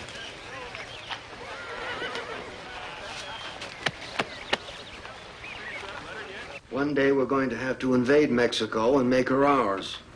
How would you rationalize such a move, General? They call it manifest destiny. Manifest destiny. The inevitable right of those who have to rule over those who have not.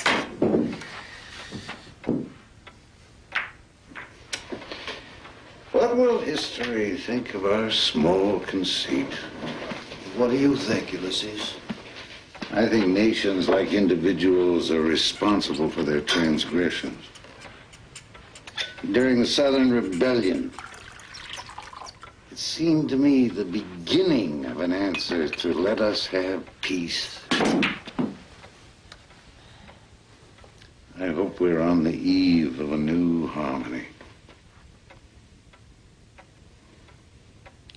It's late.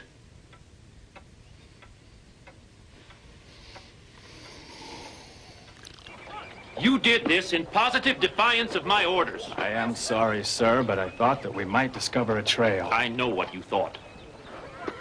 All right. Major Reno, by crossing the Tongue River and disobeying his orders, has discovered a trail that leads up the Rosebud and theoretically crosses the Wolf Mountains. The size of the trail confirms the Indian agent's reports that there are probably 1,000 warriors traveling with Sitting Bull and that they've... Excuse me, Major Reno. If you had more experience in the territories, you would have learned there are no greater liars than Indian agents. My experience... Silence, both of you. Now, General Custer, your column will march south along the river to a position well east of the Indians. You will then strike west, down the Little Bighorn Valley, constantly feeling to your left to make sure the Indians have not already made their escape to the east or the south. I will be riding with Colonel Gibbon along the Yellowstone, to the Bighorn and then to the Little Bighorn. We will shut the north door. If Mr. Reno hasn't tipped our hand. No Indians saw my troops. How can you be so sure, Major? If you were going to disobey your orders so thoroughly, you might have at least followed your trail far enough to give me some notion as to where the Indians are. We have a perfectly good notion! Reno!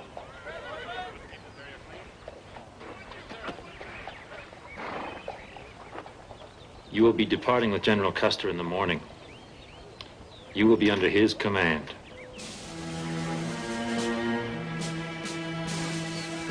Thank you, that's all.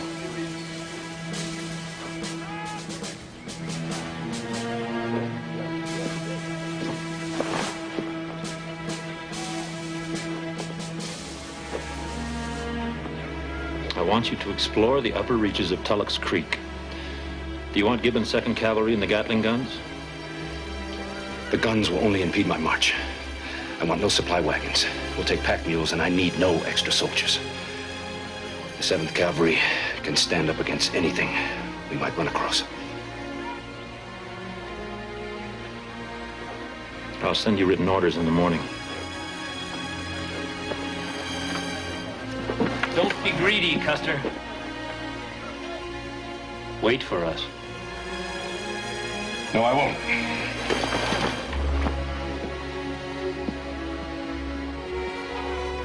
No bugle calls beyond this point. 15 days rations. Arquette, coffee, and sugar. 12 days bacon. Each man needs 100 rounds carbine, 25 rounds pistol ammunition.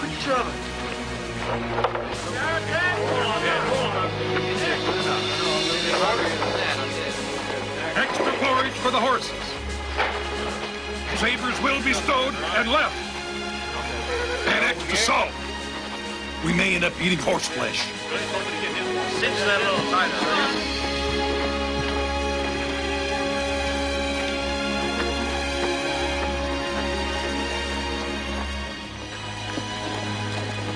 Armstrong? Sir. I knew you would still be up. May I? Come in.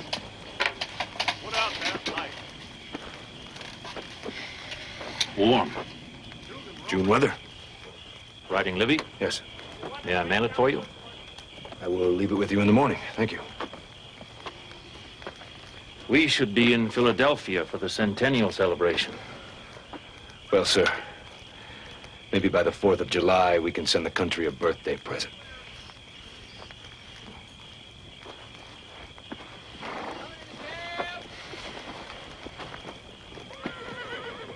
Armstrong, I want you to use your own judgment and do as you think best if you should strike the trail.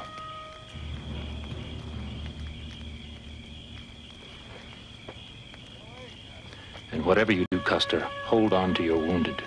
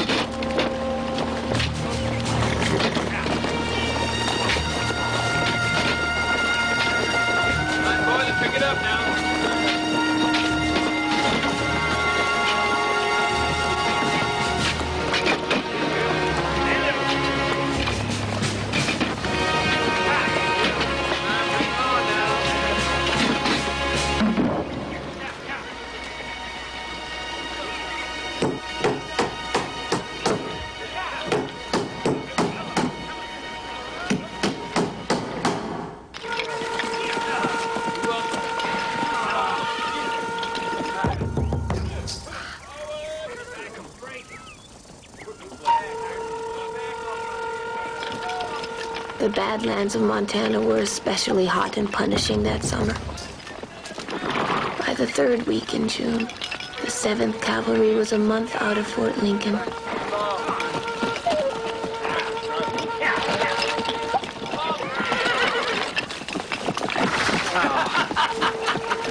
Low bridge, Lieutenant! Hold your tongue, soldier. Yes, sir.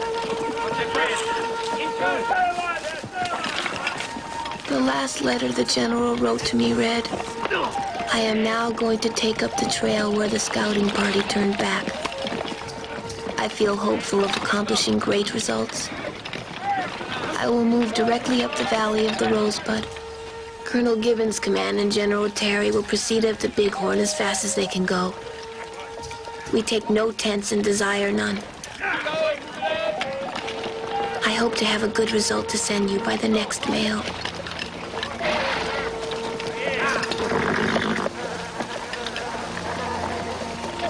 General.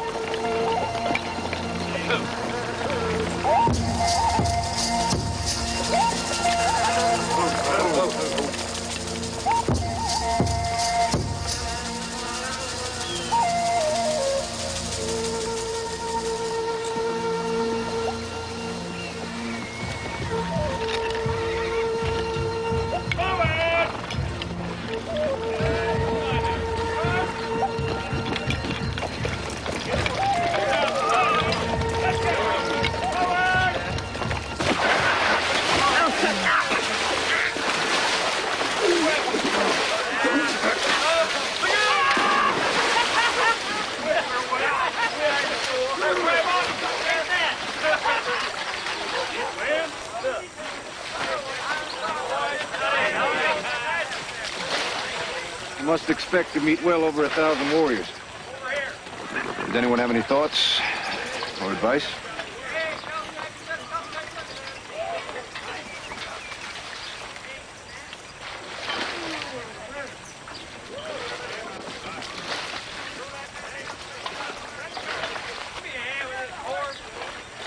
I, for one, am sorry you did not take the 2nd Cavalry offered. I think we will regret not having it. I could not include them in our march. We are the 7th Cavalry.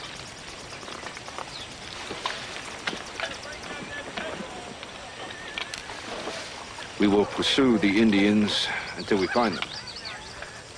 And with your loyalty and cooperation, we can do just that. Thank you, gentlemen. Sleep well.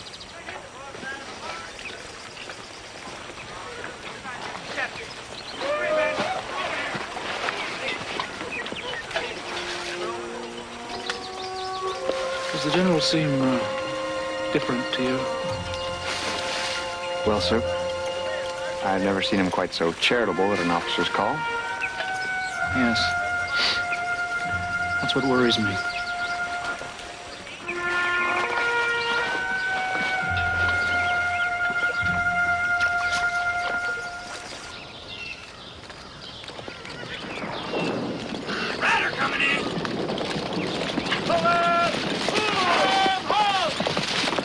I think you should see this, General. Have the men stand down. Regiment!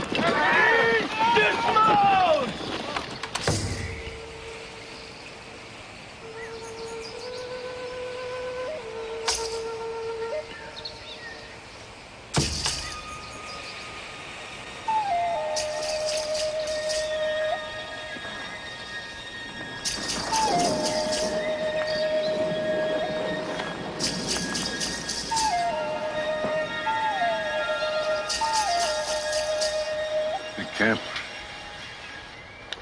few days old. My friends are expecting company.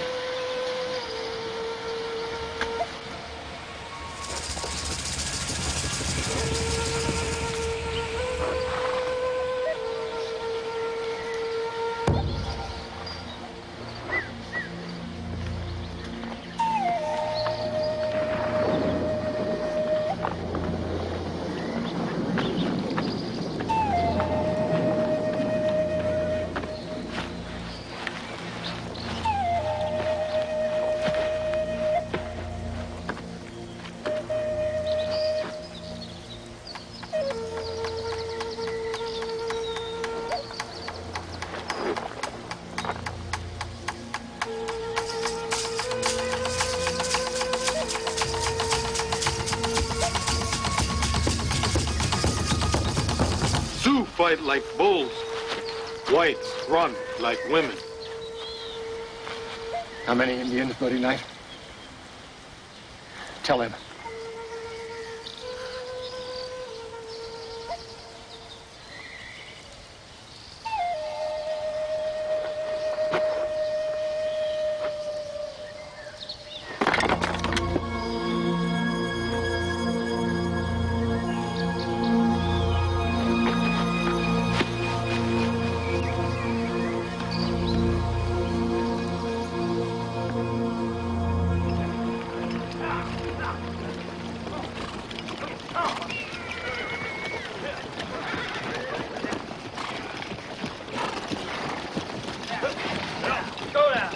We left our Rosebud camp and moved toward the Little Bighorn. There was more Indians traveling then than I ever saw anywhere else before or since. The path we left was wide and deep.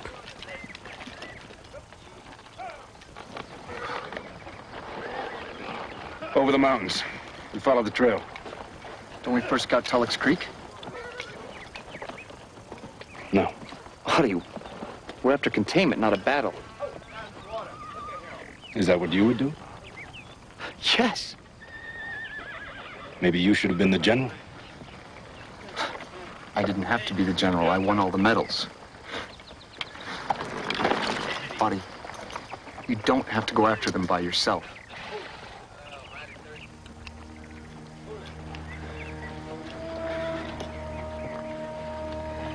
Maybe I do. Follow the trail.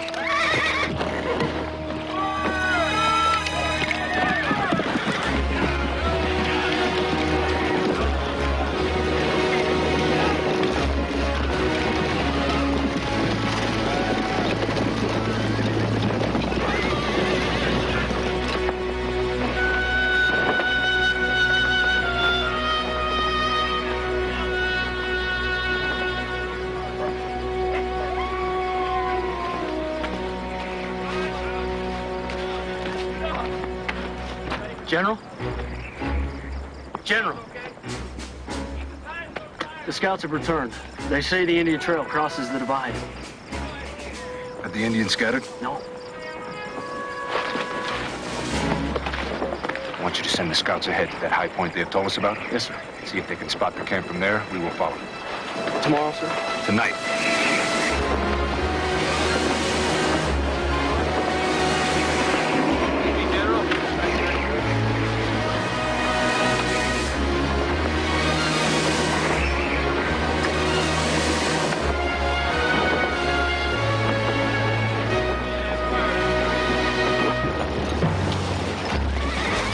10 years on the plains had taught my husband to anticipate the Indians' moves.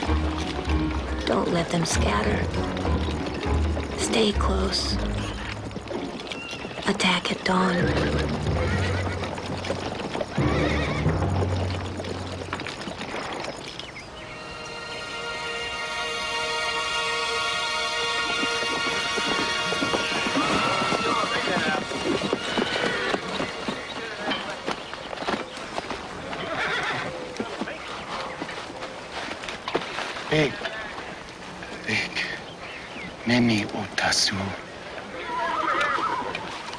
Oh, I guess we can get through them all in one day.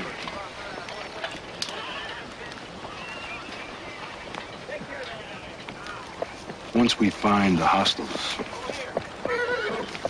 you scouts are free to leave. You don't have to fight.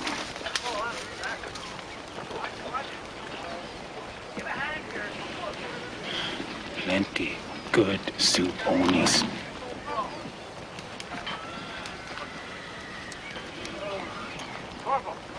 Sir. You gather those ponies. Good day, mi general. Giovanni Martini, orderly today. Scott, say it is possible to see the village.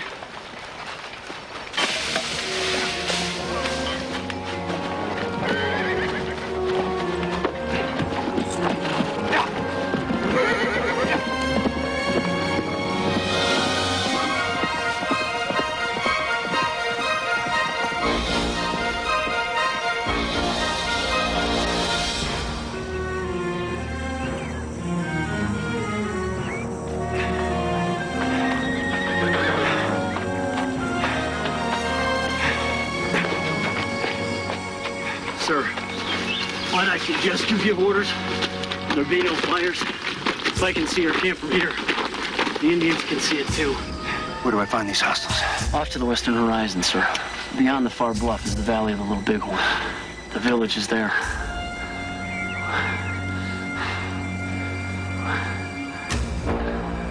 I don't see it. It's there, General. The scouts tell me they see a huge pony herd on the far western bluff. They say it looks like worms in the grass. Hello, hele, hello, hele, hello, hele, hello, hele, hello, hele, hele. I don't see it. I don't see it.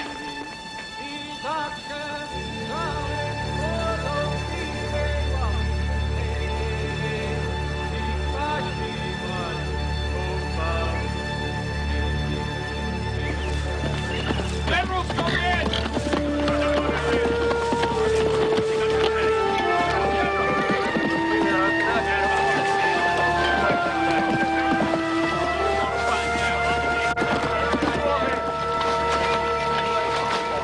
You rest today and attack tomorrow at dawn. Audie, that box of hardtack that Captain Yates' company lost on the trail? Well, Sergeant Curtis went back there, and there were several hostiles rifling through it. And, well, we've been spotted. Hold on to that horse. First Sergeant! Assembly! Trumpeter, sound officer's call! Hold assembly!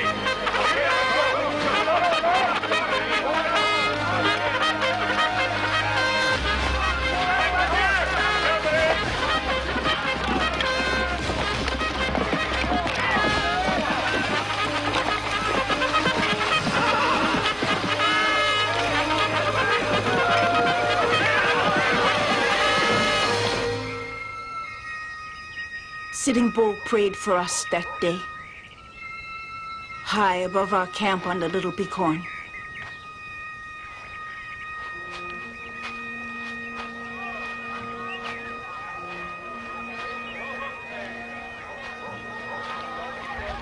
It was a large camp, the largest I ever saw in my life.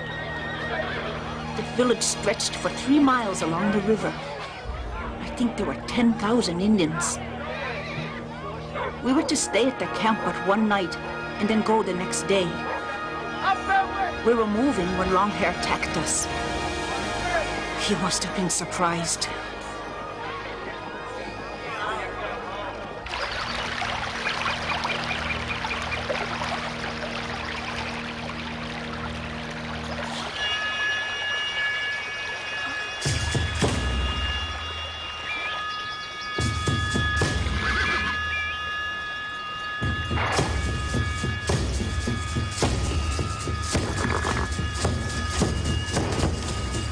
Crazy Horse had led our men against General Crook earlier.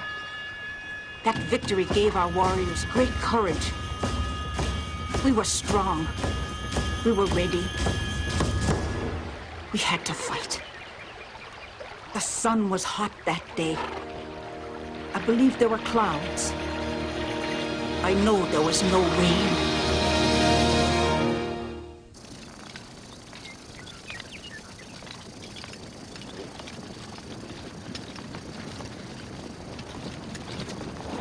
Captain Benzine, to the front! How far back is the pack train now?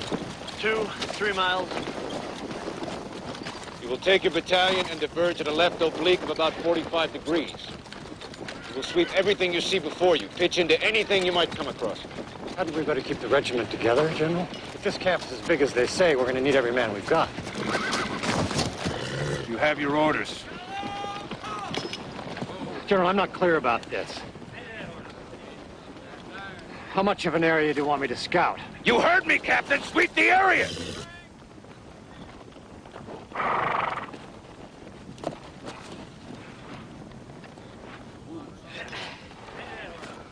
Battalion left oblique. Oblique! Left oblique! Ho!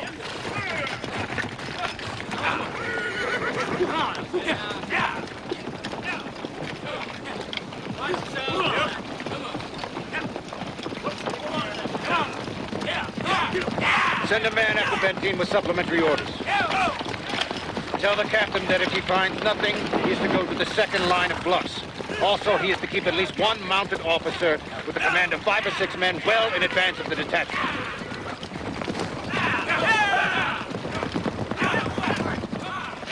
Move! Yes, sir.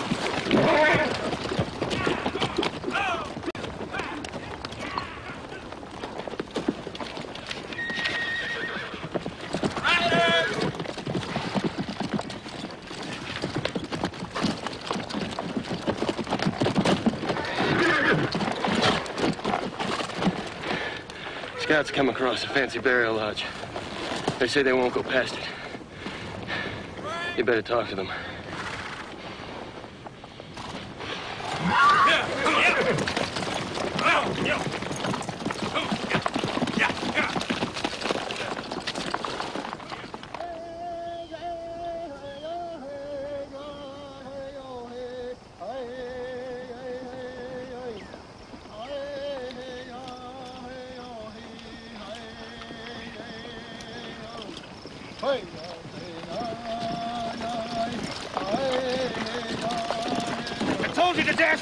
For nothing!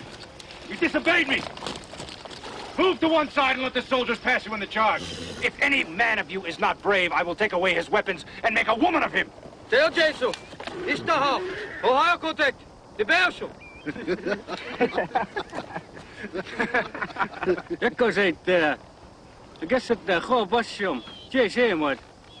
What did he say?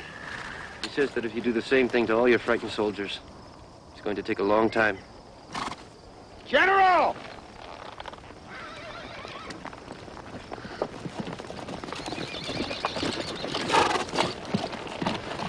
There go you Indians, General.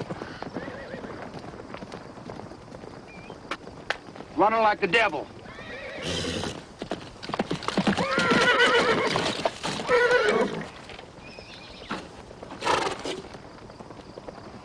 Go to Major Reno. Say the village is just above us and running away. He is to cross the river, move forward at as rapid a gait as he deems prudent. He'll be supported by the whole command. Yes, sir.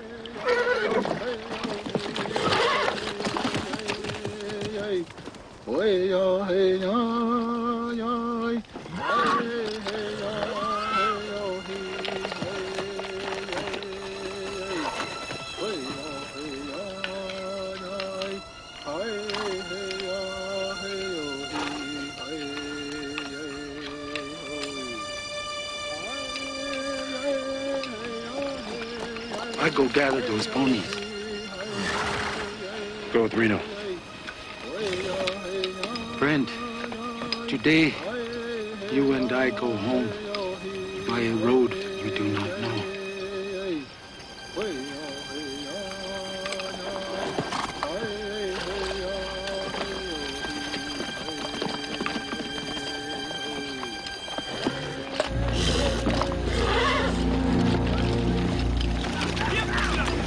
And so my husband divided his regiment. Major Reno and his men were sent across the river. Captain Benteen led a reconnaissance to the southeast. Both failed him. Try and hold!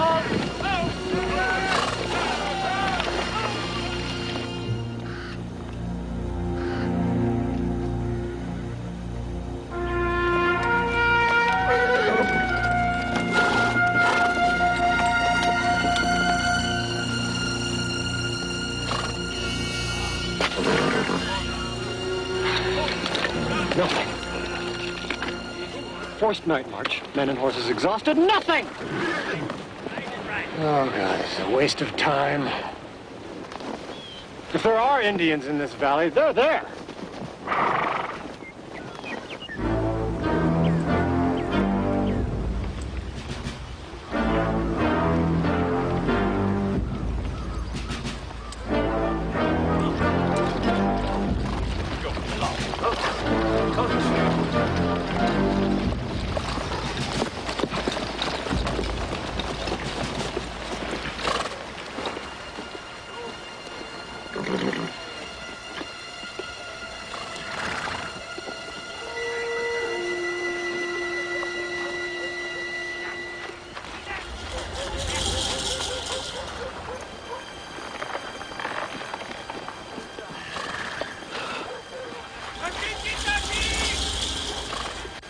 Bugler, sound the charge. This is it, boys. All right.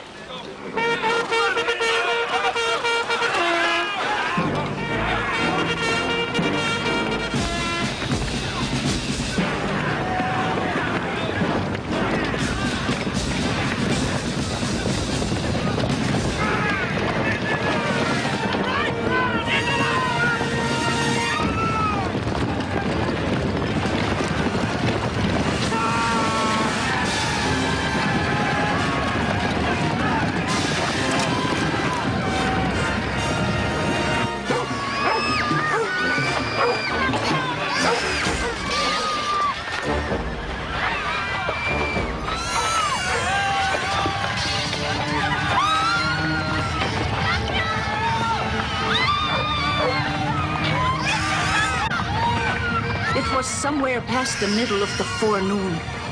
Nobody was thinking of any battle coming. A few women were taking down their lodges, just getting ready for the move on down the valley that day.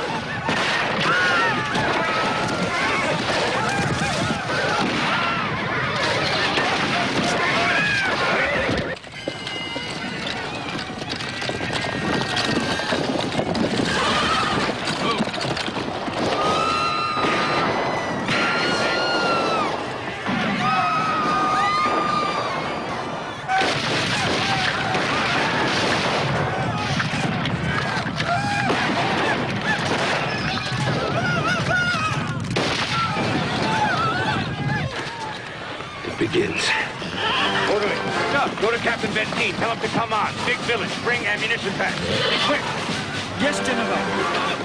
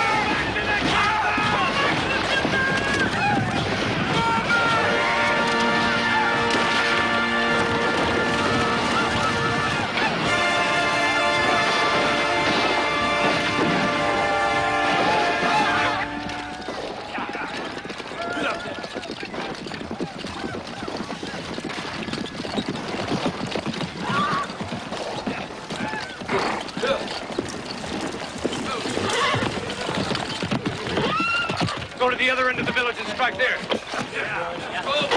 All right, boys. We caught him napping. Let's finish this business and return home to our station.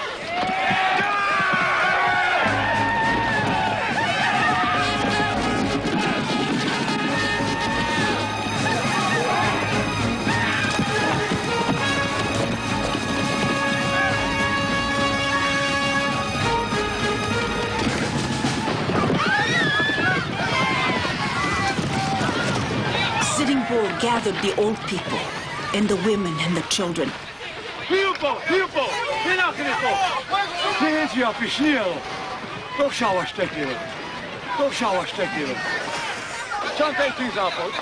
cried to his warriors. He said, "Take courage. It is a good day to die."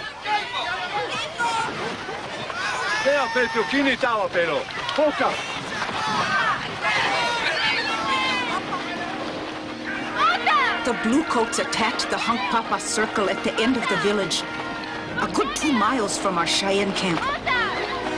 In all camps, there was great excitement. Warriors kept going, going, going.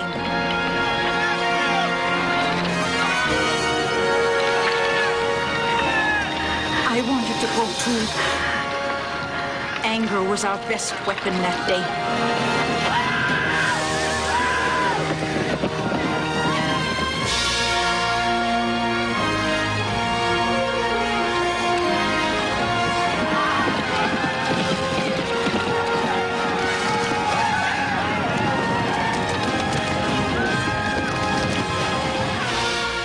Custer rode through the Civil War leading 11 charges.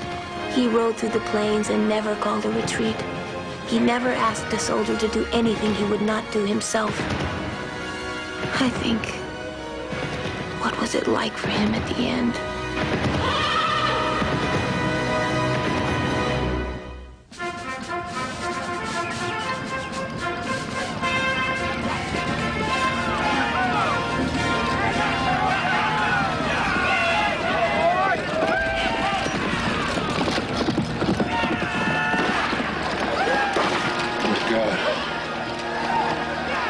This is not the end of the village.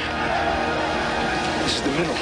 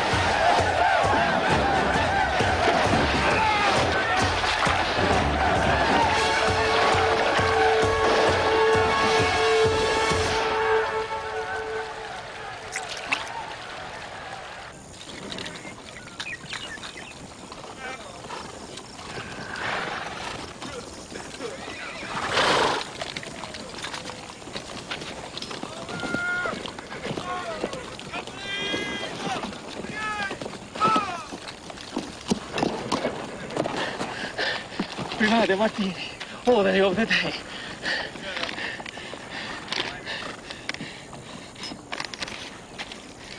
Where is Custer? He 3 mile up. And the hostiles? The Cavalry. The horse. The hostiles. The Indians! Oh, they be skedaddling. Well, the mule train has fallen behind. If he wants me to hurry to him, how does he expect that I bring packs? Now, if I'm to be of any service to him, I think I had better wait for the packs.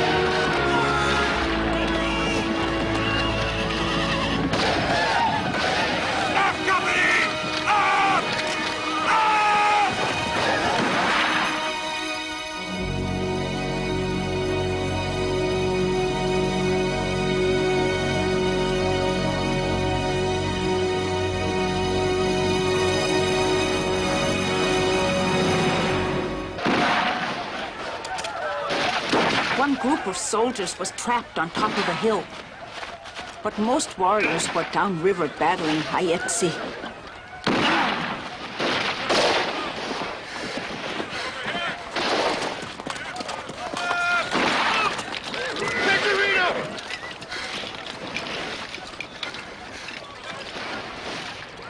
Come back.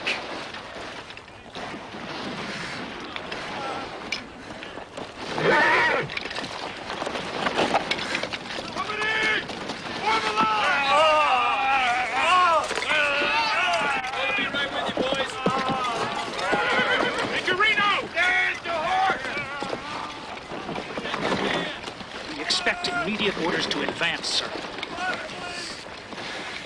We have wounded. We will hold our position.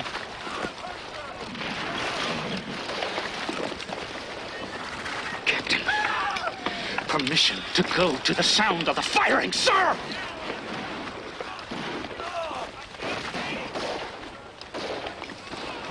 Permission denied. This is the groundhog chase, men! It is live or die! Dig rifle pits, now! Damn it, it's crazy! Let's go. Just dig.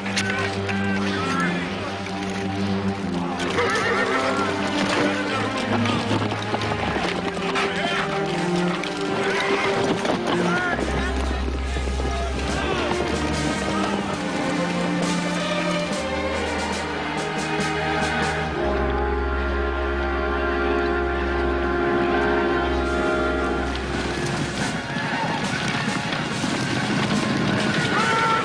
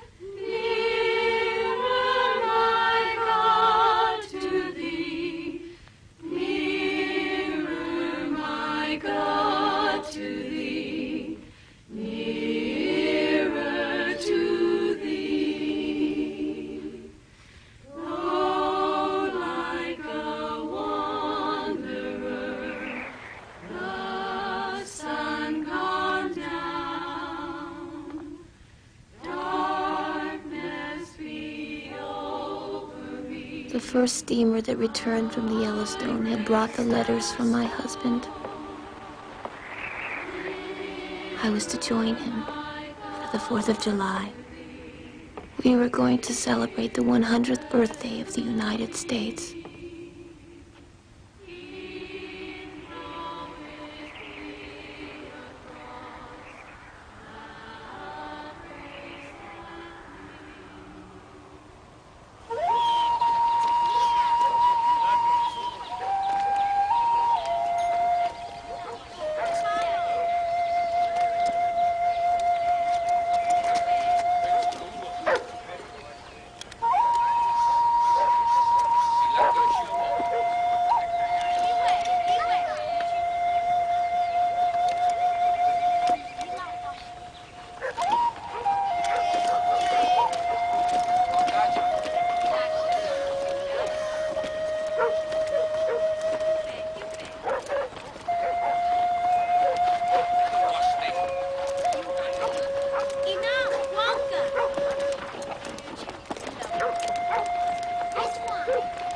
Recognized him, even though his hair was short and his face dirty.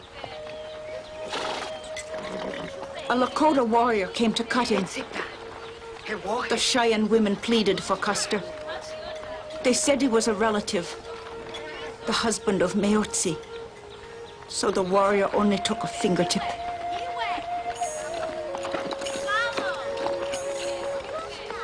The women, they punctured his ears with their sewing awls. They did this so that he would hear better. He had promised never again to make war on the Cheyennes, and we had promised his death if he did. He forgot his promise. He did not remember our words. In the next life, he should hear us better.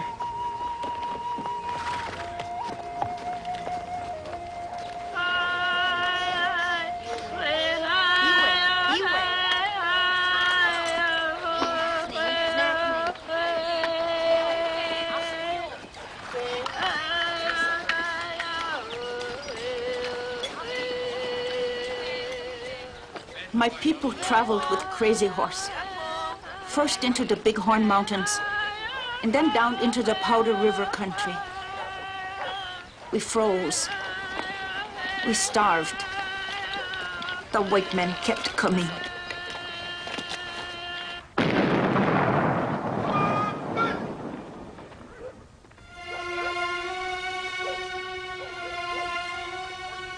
The Fort Indian women seemed to have known for days.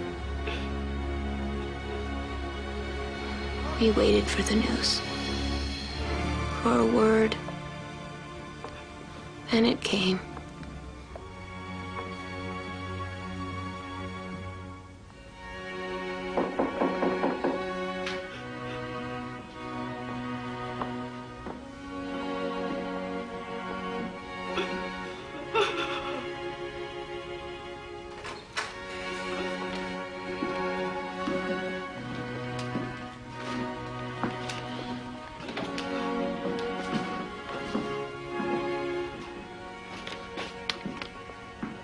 On Sunday, June the 25th, 1876, General George Armstrong Custer and at or near 265 members of his regiment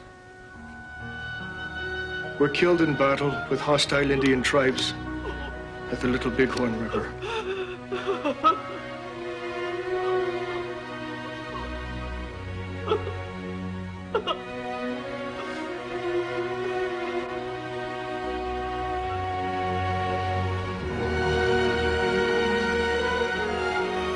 Might we ask Mrs. Custer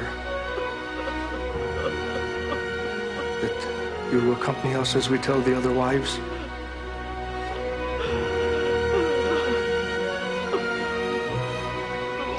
Will you hand me my shawl, please?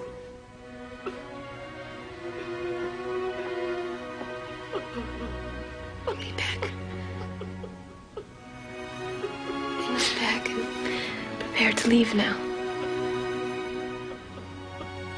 We're not in the Army anymore.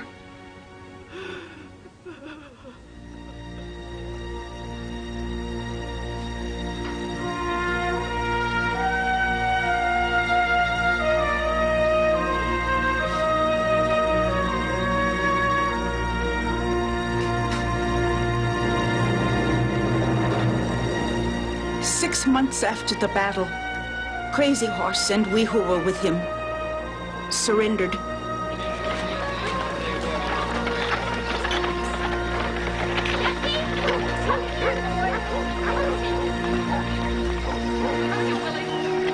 Crazy Horse was hostile. He was dangerous. He was feared. As a child, he had a vision. He saw a warrior riding out from the sun. The warrior carried no scalps. He feared nothing.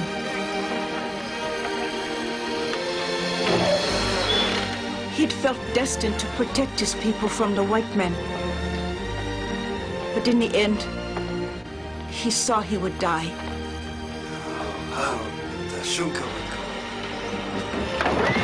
He would be unable to defend himself. His arms held by one of his own people.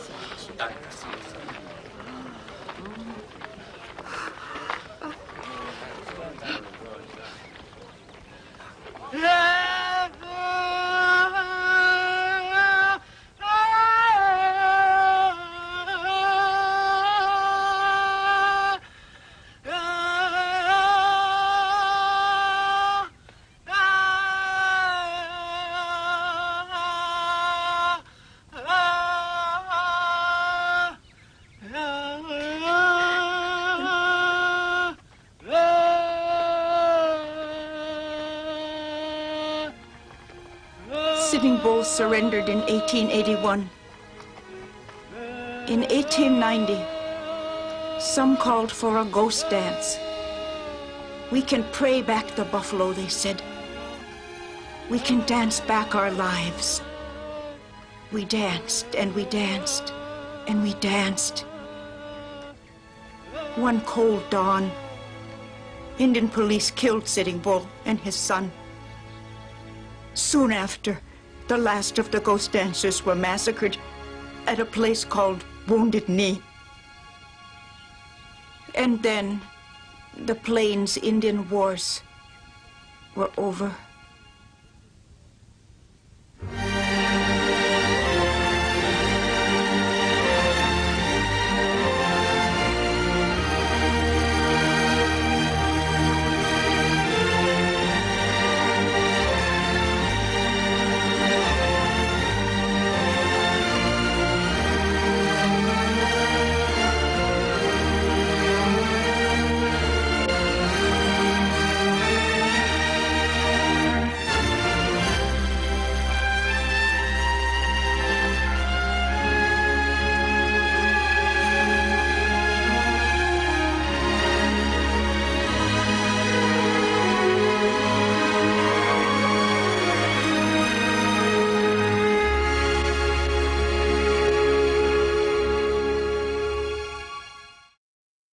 Thanks for watching. If you'd like to help us produce more compelling historical content like this, please like, comment below, and share this video with fellow history buffs.